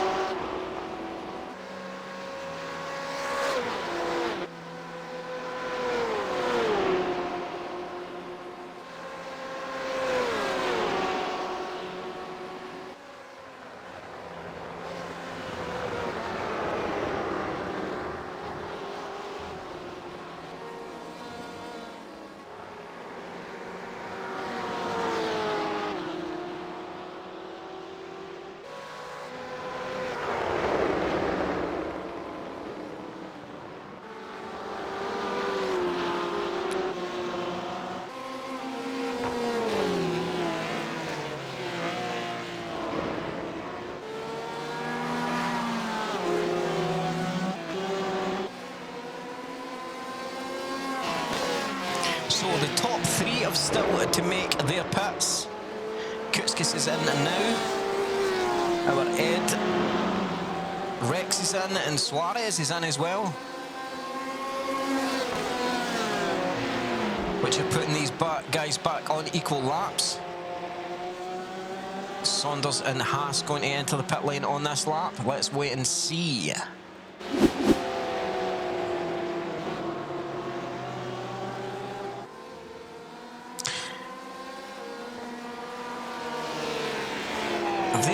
Have they already made the pit stops? Have I missed their pit stops? I don't think they've pitted, have they? Yeah, Nathan Saunders is left the pit lane now. Jonathan Rex, David Haas is into the pit lane. That's them starting to make their pit stops now. So that's Haas in the pit stop now. Let's see how long he's in there for. We'll watch how this pans out with Saunders when Saunders makes his pit stop, finally. Which will probably be on this lap. Actually, let's jump to Saunders just now and we'll watch him.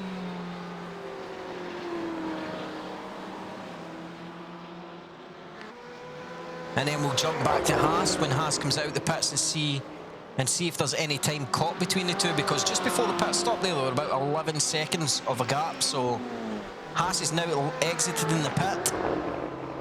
So let's see how this pans out. Haas was in for 51 seconds.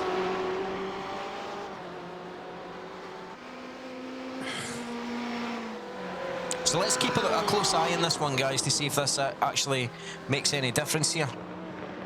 To see if it was a pit strategy that was actually happening at the start of the race between these guys. It's really interesting, actually. So is Saunders going to make his pit stop in this lap?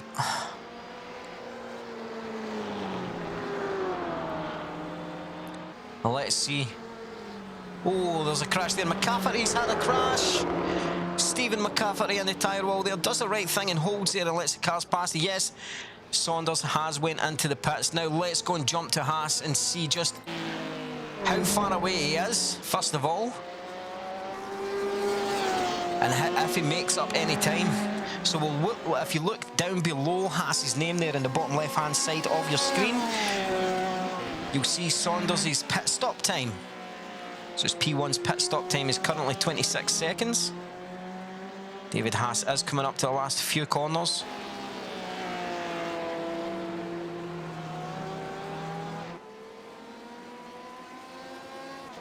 Can he make up any time?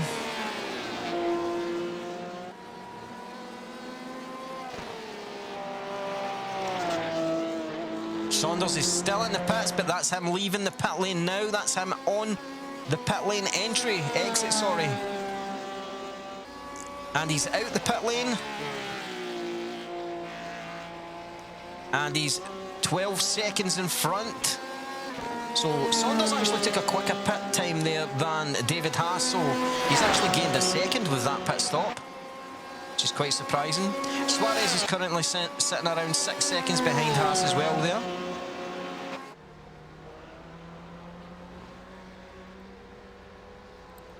Why is the fucking truck the most exciting on the track? Oh, sometimes iRacing cracks me up.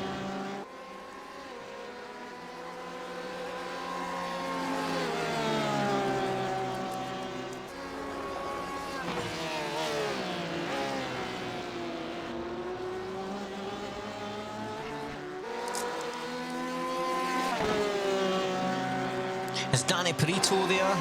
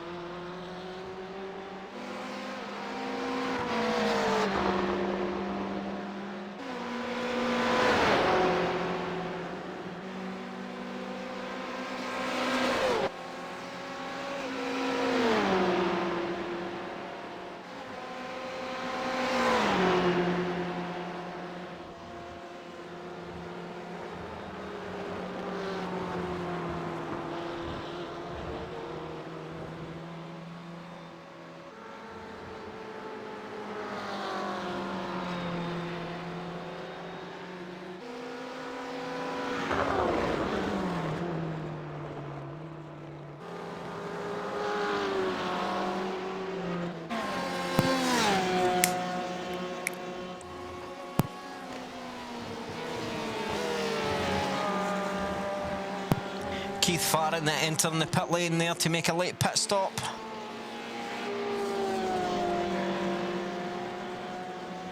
As we go into the last 25 minutes of the race, guys, 25 minutes remaining. Can David Haas catch Saunders? Can Suarez pass Haas? Can Ed catch any of the top three? And can Ren catch Couscous? Ed, sorry.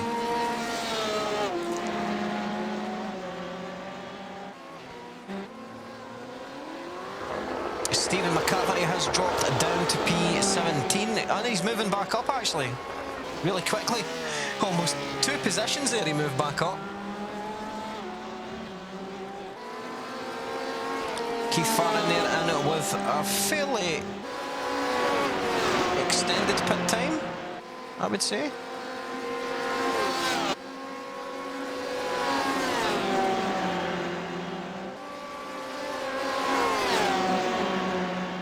a 74-second pit stop from start of the pit lane to the end.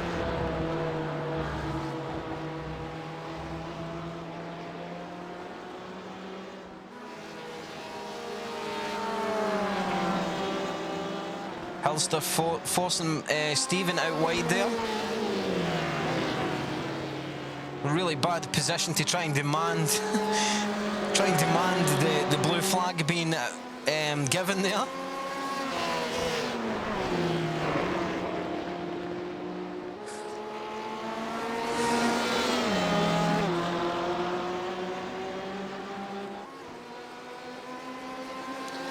We'll currently jump on board with Greener here as he's trying to... Oh, he's taking it.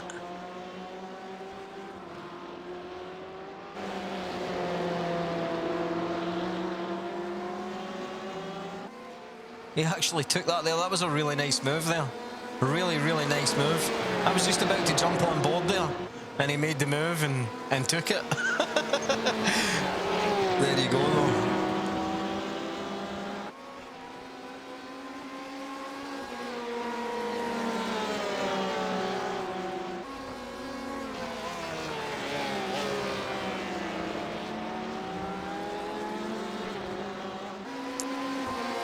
Not as far as I know, no.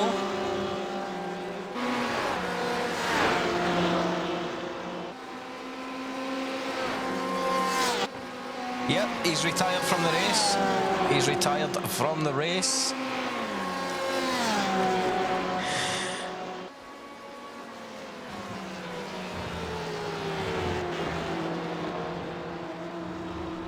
I'm not sure what happened though.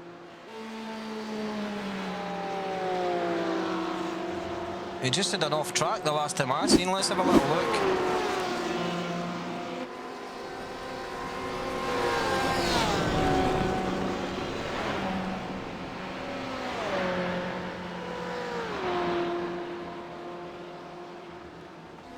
Really unsure what actually happened there.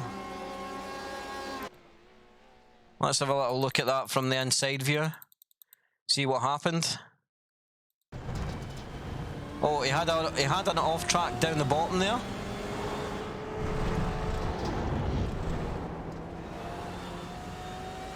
Let's go to far chase actually.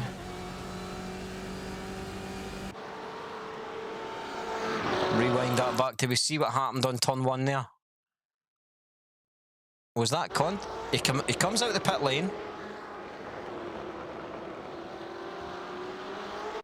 Straight onto the grass.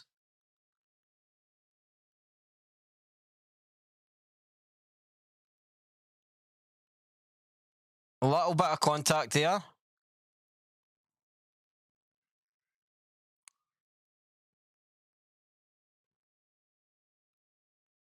That didn't actually show up. Why did that not show up?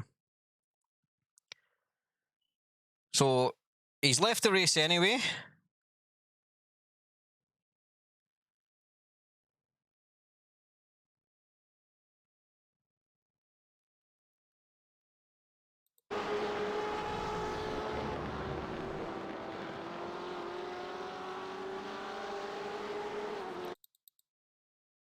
So that was number 444. He had a little run-in with there. Who was that?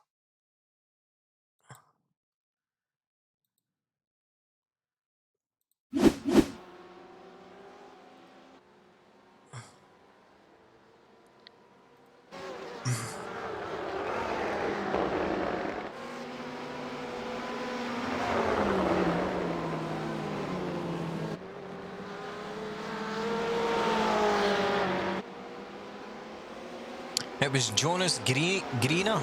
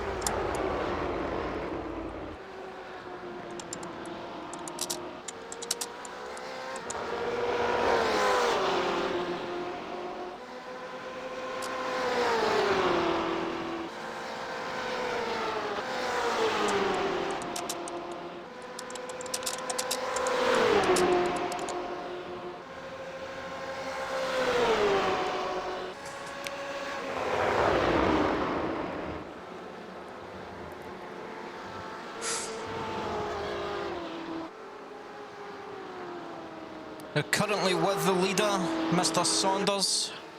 Rise Saunders, as he's tearing up through the Glen.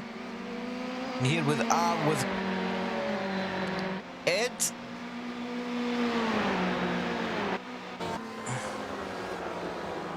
Dropping back with a Ridder. As he tries to catch Kerbel.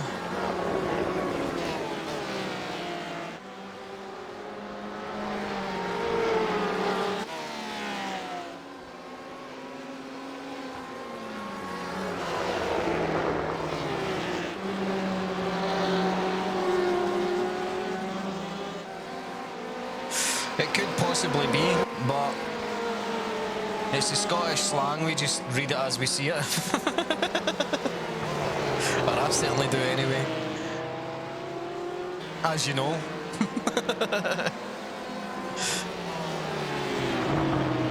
Oh! The lap car getting pushed out wide there.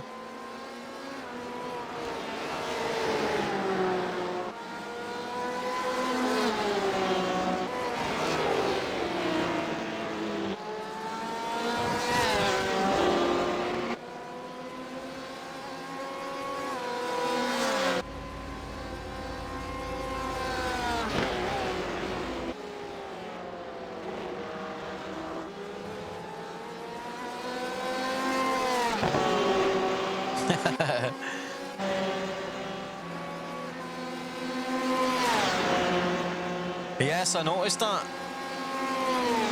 I noticed that. He is climbing back up.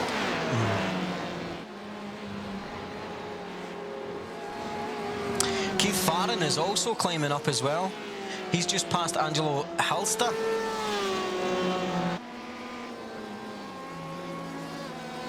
Angelo had an off track, which caused him to lose two positions, 3 positions, 4 positions, 5 positions. Actually caused him to lose 6 positions there. Let's actually go and have a look at that and see just how bad it was. Oh, he clips the grass on the outside, Butters on the inside. Oh, that's really unfortunate. And he just went to pit. He went to pit.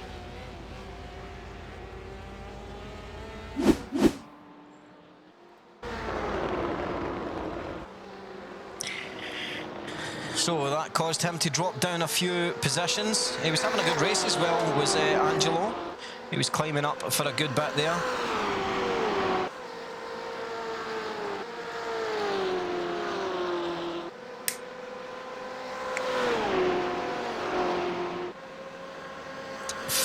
Minutes left off the race, guys. 15 minutes.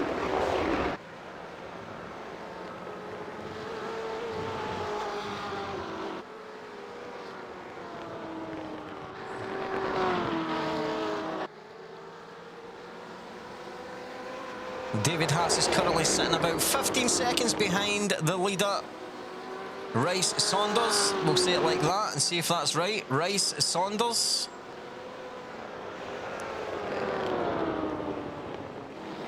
It most likely is.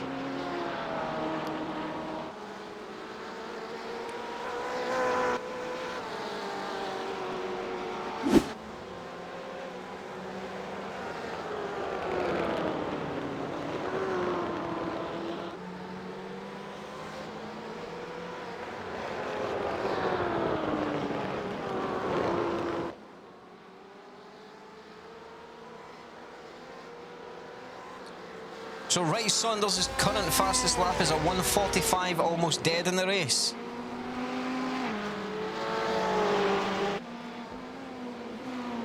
He currently holds the fastest lap on here today.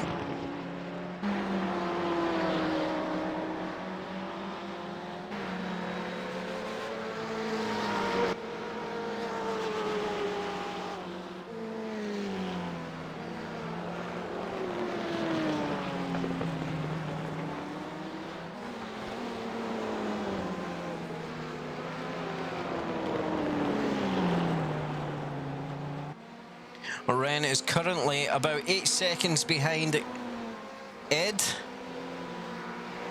And closing in, by the looks of it. Could this be a strong finish here for Ren? He's definitely one to watch. Mr. Kerbel here as well. In the yellow Ferrari.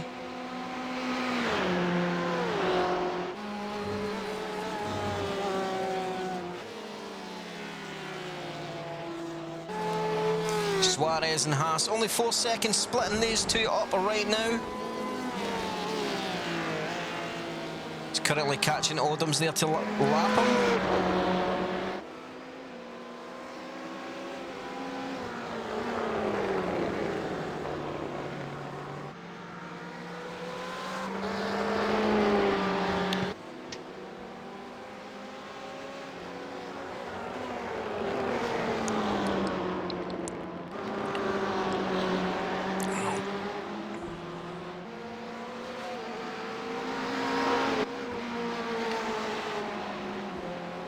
So yeah guys, tomorrow myself and Keith Farron are taking on the VLN.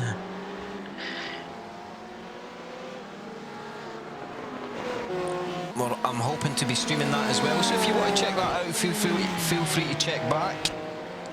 And then my streams should be returning back to normal. Most nights I shall start my streams around 7 to 8 o'clock. Doing some various races. Pit Rally's coming back as well.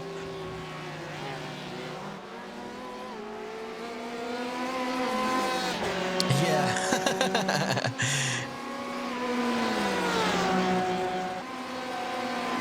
Yeah, we're doing it tomorrow in the Audi R8, I think. We were testing it during the week there, and it seems to be quite strong round there.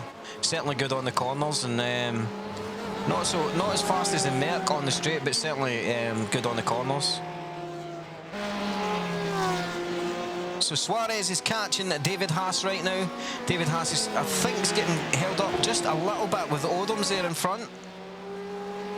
Try to pick his spot to make his move to go past him, and he takes it there. Really well taken as well. Odoms moving over, giving him plenty of room.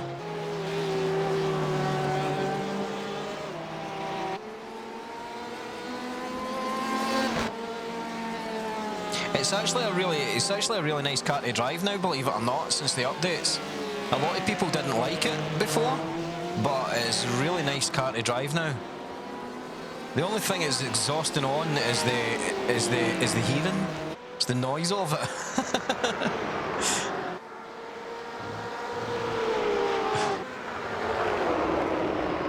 Yeah, the updates have really made it massively different.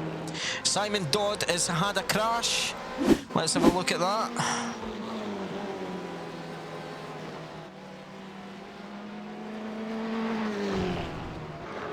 Goes off track, but oh, that's a bad one as he spins round there, reversing down the track. He re-enters.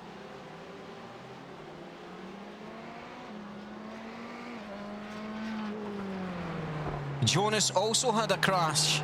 Let's have a little look at that.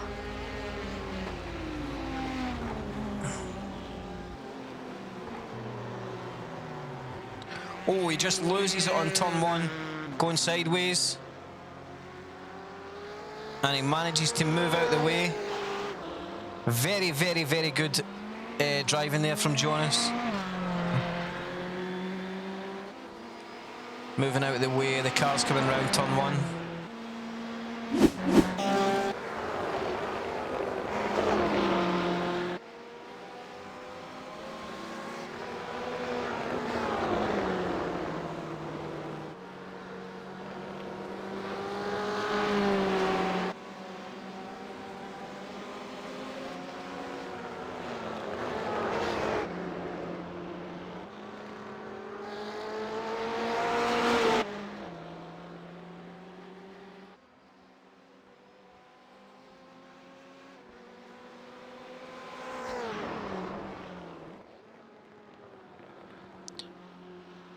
Ian Erdman has just passed Paul Carey for P20. Let's have a little look at that manoeuvre.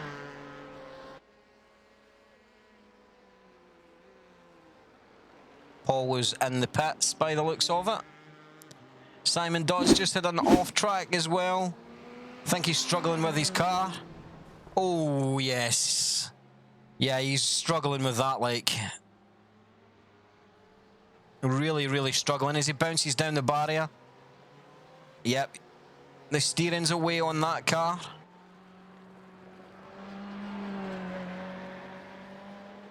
Yep, you can see it. It's all over the place.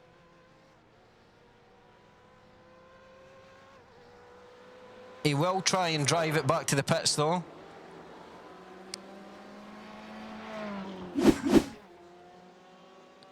Let's see if he makes it back to the pits. It's giving people plenty of room as well.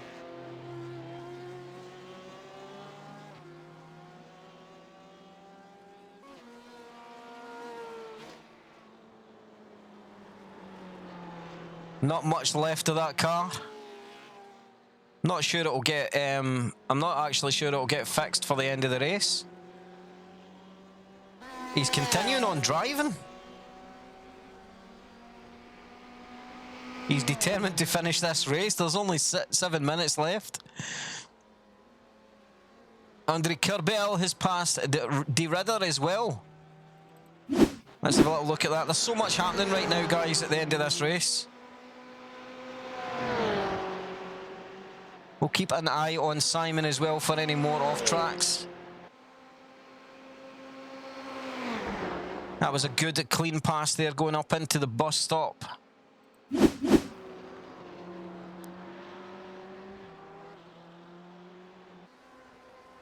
Yeah, I think that's maybe his idea.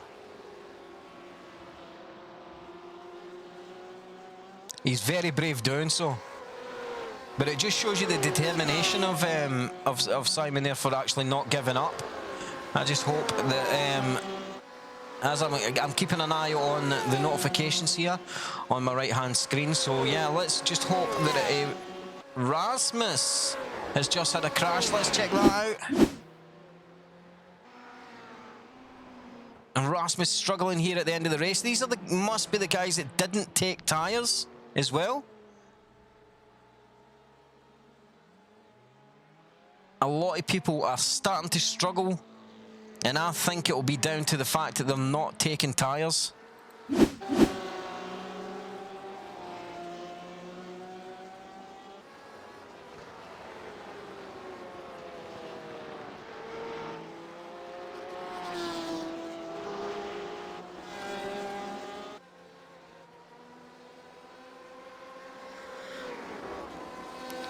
David Haas just moving up through the back markers there. Coming up behind Keith there, who is in P15. Who's actually finishing quite strong considering the start of the race he had. Jonathan Rex has just had a crash as well. I didn't see that.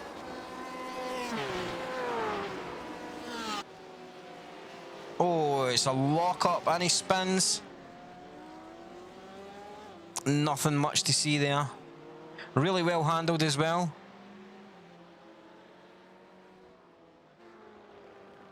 Done really well there.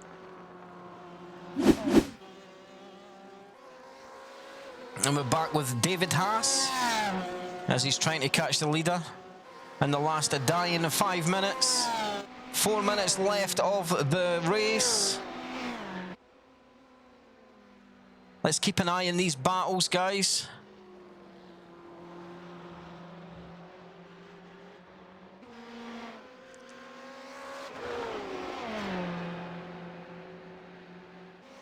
Ed pushing like mad to try and catch the guy in front.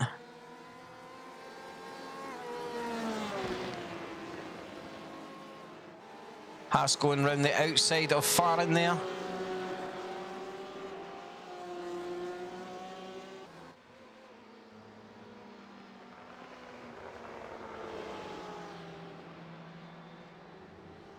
Ed catching Ridder there as well. Ridder moves over. Is Ed going to take the inside? Yes, Ed takes the inside. A nice save blue flag executed there as well.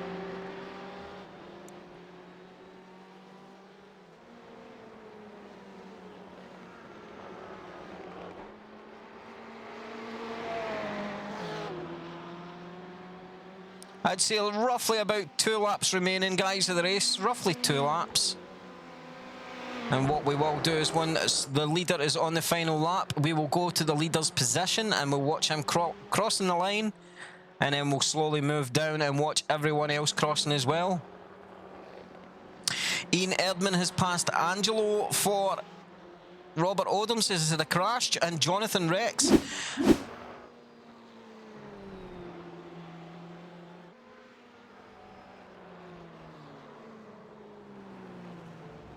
Oh, right into the side of Jonathan there. And absolutely no way that was avoidable there. It's a shame right at the end of the race as well. No way that was avoidable.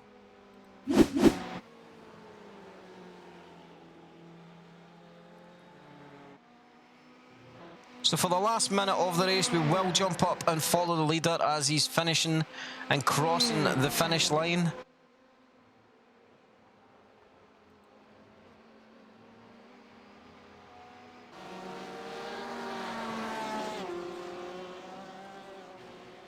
Oh, Suarez goes off track there. Thomas Crump's just had a crash. Let's quickly go and have a look at that.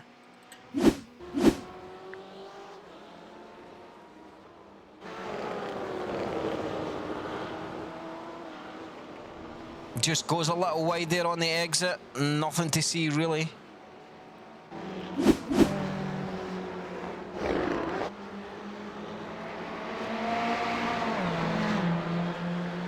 I think what you see here, guys, is the way it's pretty much going to finish. I will tell you on the last lap if anyone does get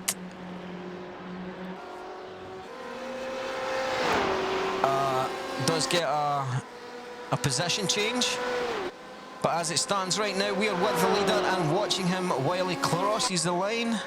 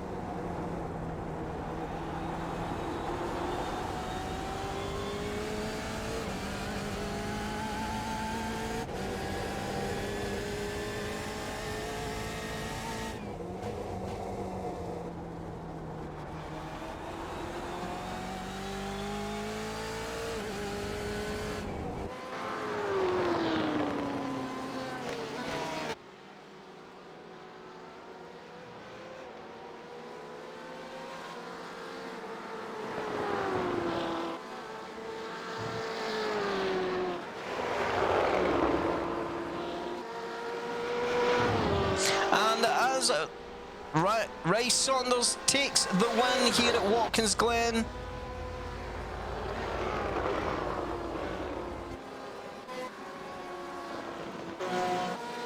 Followed by David Haas coming up to the last few corners now. Turning around the final corner and David Haas crosses the finish line and P2. And Suarez in P3. Ed coming up to finish the race in P4.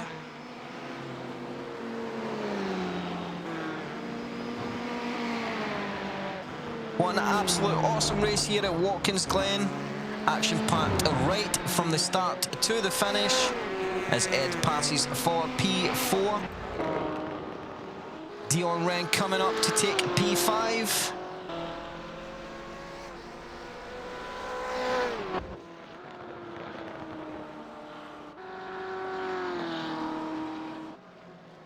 Crump finishing on P6 as well.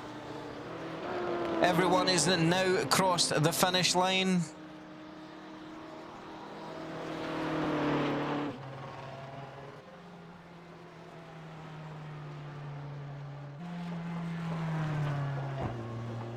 Well, Nathan Saunders hasn't.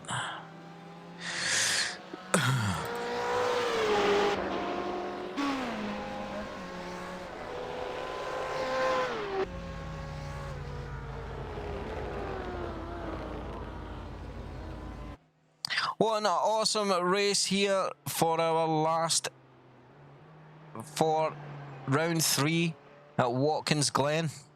Absolutely amazing race. Let's talk to the drivers. Make sure they can hear me first and I can hear them.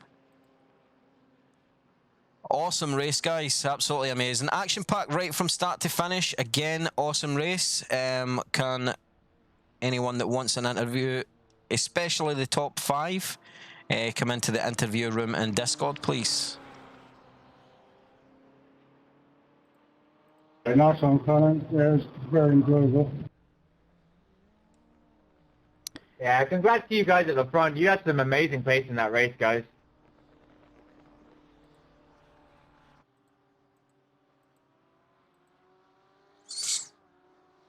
Let's have a little look at the results. Yeah, good racing, David. See you next time, dude.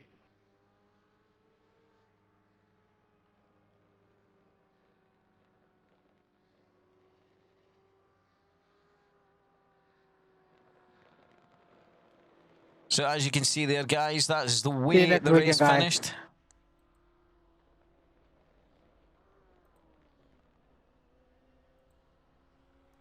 As we look down, absolutely outstanding race from everyone involved. Top racing.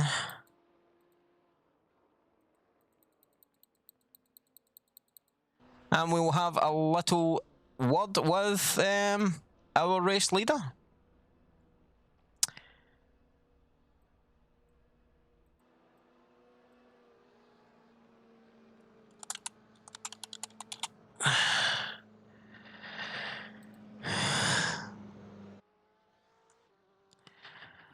Hi, Rice, how you doing?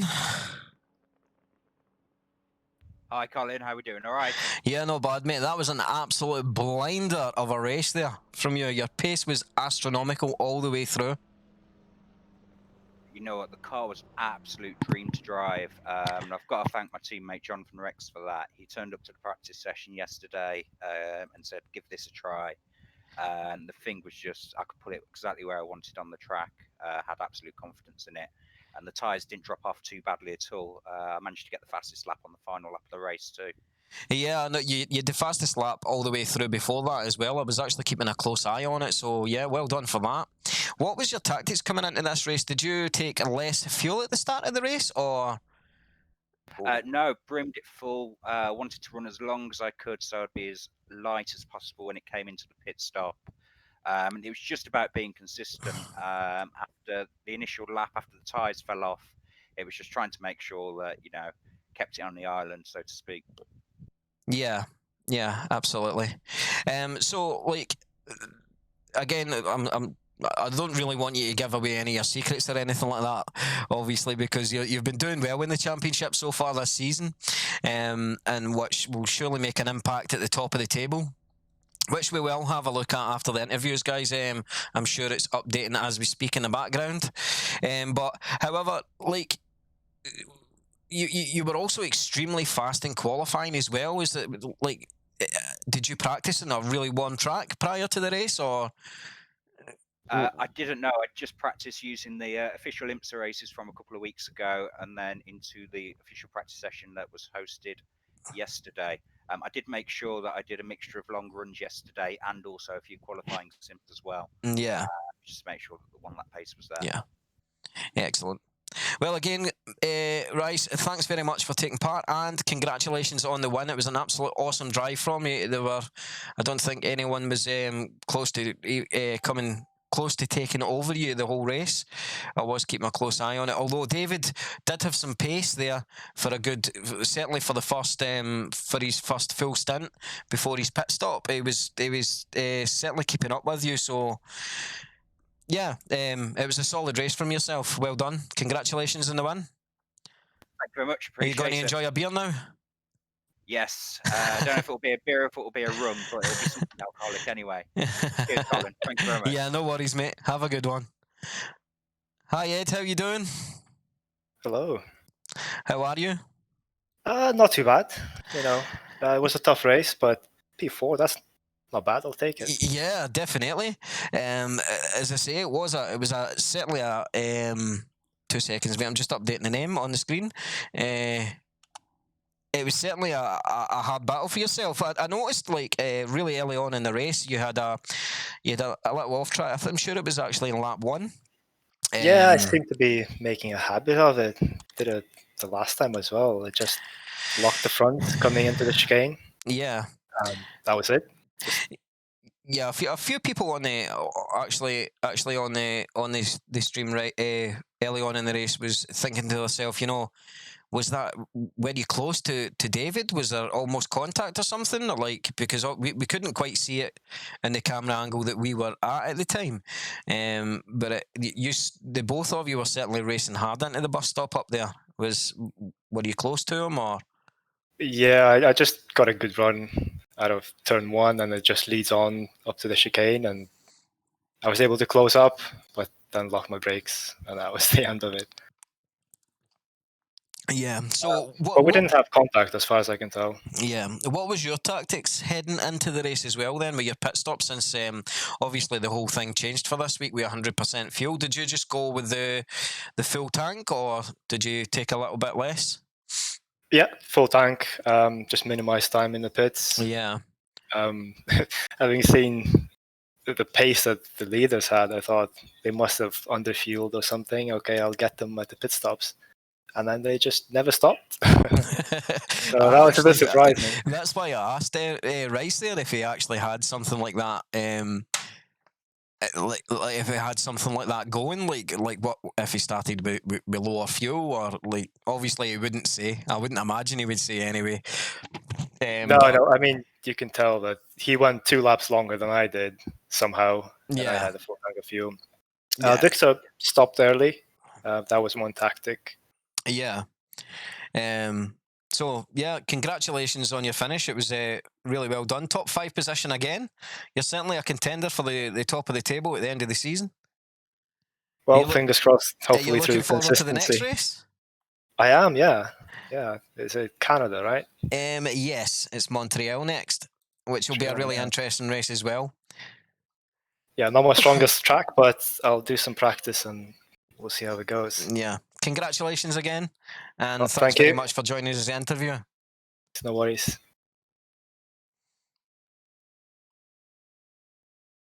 So, guys, that takes us up, and let's have a little look at the championship.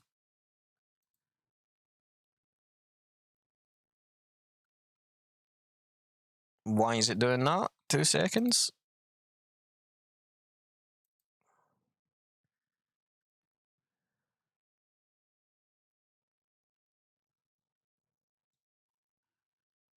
Why is it doing that? Why is it doing that? Shit. It's not updated.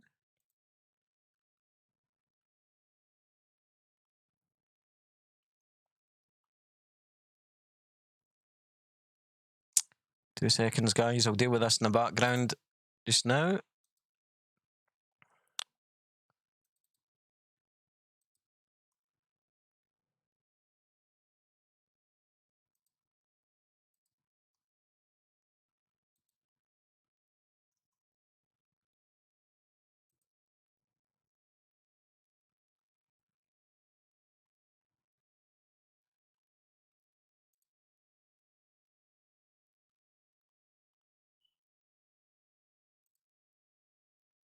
Why is it not updating?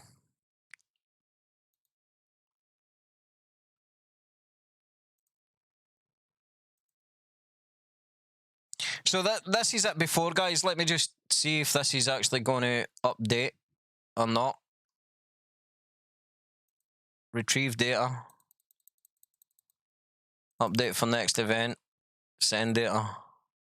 Yeah, there we go. We've got it. So this is how the championship is looking now. Rice Saunders up there with 102 points. and right behind him as well in second position in the championship is Ed. Then in third place is David Haas. Victor Suarez in fourth in the championship. Guys are really doing well. Again, guys, it's been an absolute awesome stream. It's been an awesome race. And certainly an awesome Watkins Glen. I hope you've all thoroughly enjoyed it. We'll have a little scroll down through the championship. So, as we go down,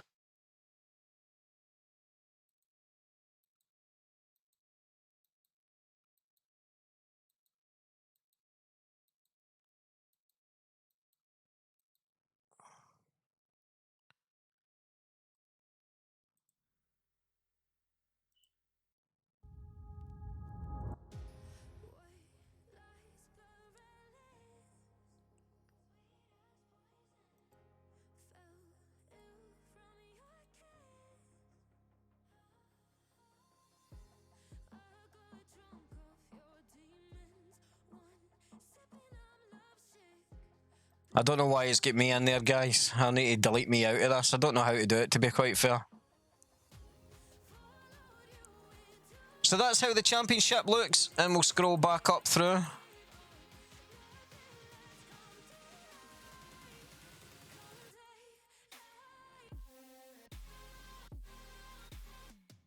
And we'll take a screenshot of that for the guys as well to post an update. Wait a minute. What was that at the start? P20. Let's go to P20.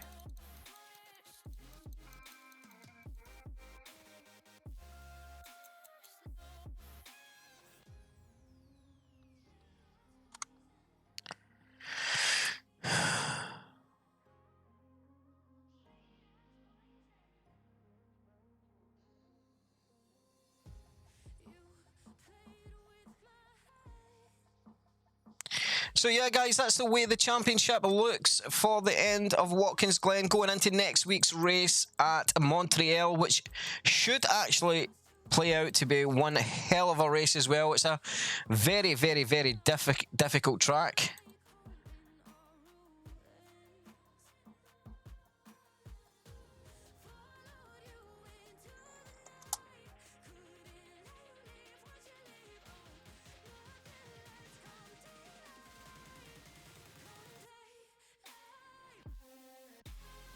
Excellent, Budgie. I'm glad you enjoyed it, guys. It was a really, really strong race, to be quite honest. So yeah, guys, again, thank you very much for tuning in to Turn 7 Racing. This was the GTE Endurance Championship Round 3 at Watkins Glen. And we'll have one last look at the results just before we call it a night.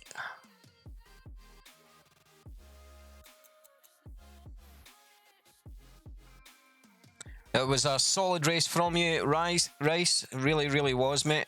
Absolute solid.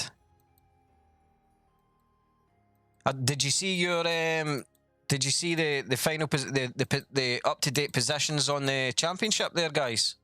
Before I go off. Is it Rice or Rice? Rice. I was saying it one way and then. So yeah. Anyway. That's the final position. Reese. Right, okay, I'll remember that for the next time, mate. I will, 100%.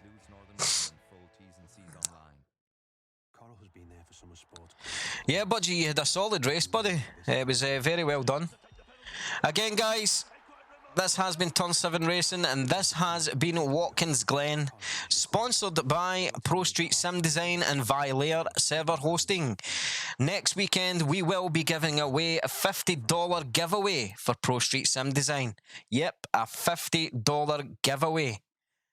Live on the air. Right at the end of the race, we will give it away.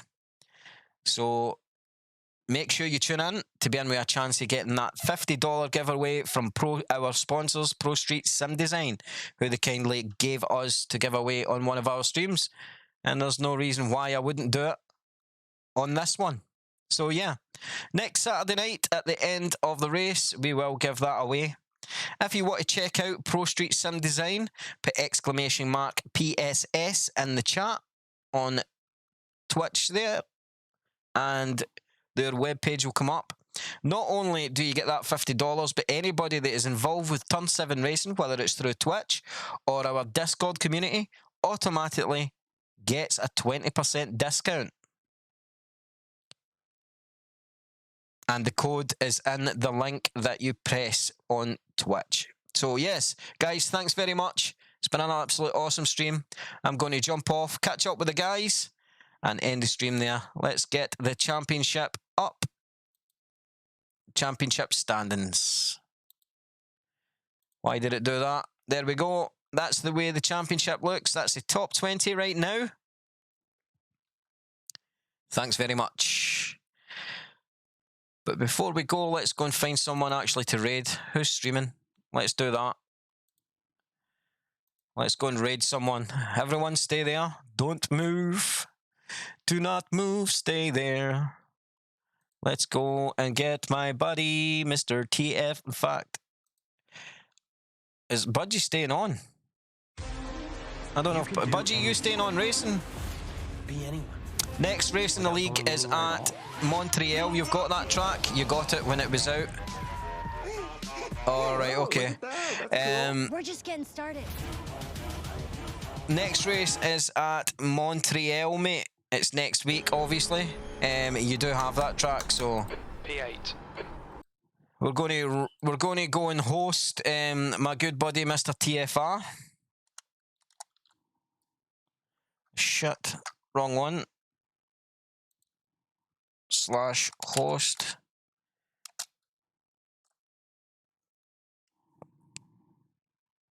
TFR 110. Due to the season that it is, mate, it's iRacing, it's box standard, there's high track temperatures, mate, unless I change them manually, which don't do because the setups have been made for hot track temperatures, so if I start mucking about with it, mate, it'll end up the setups don't work right on it. So it will. All the setups for this season are made for hot tracks. So there. Okay, guys, thanks very much again. Thank you very much. Catch you later. Goodbye.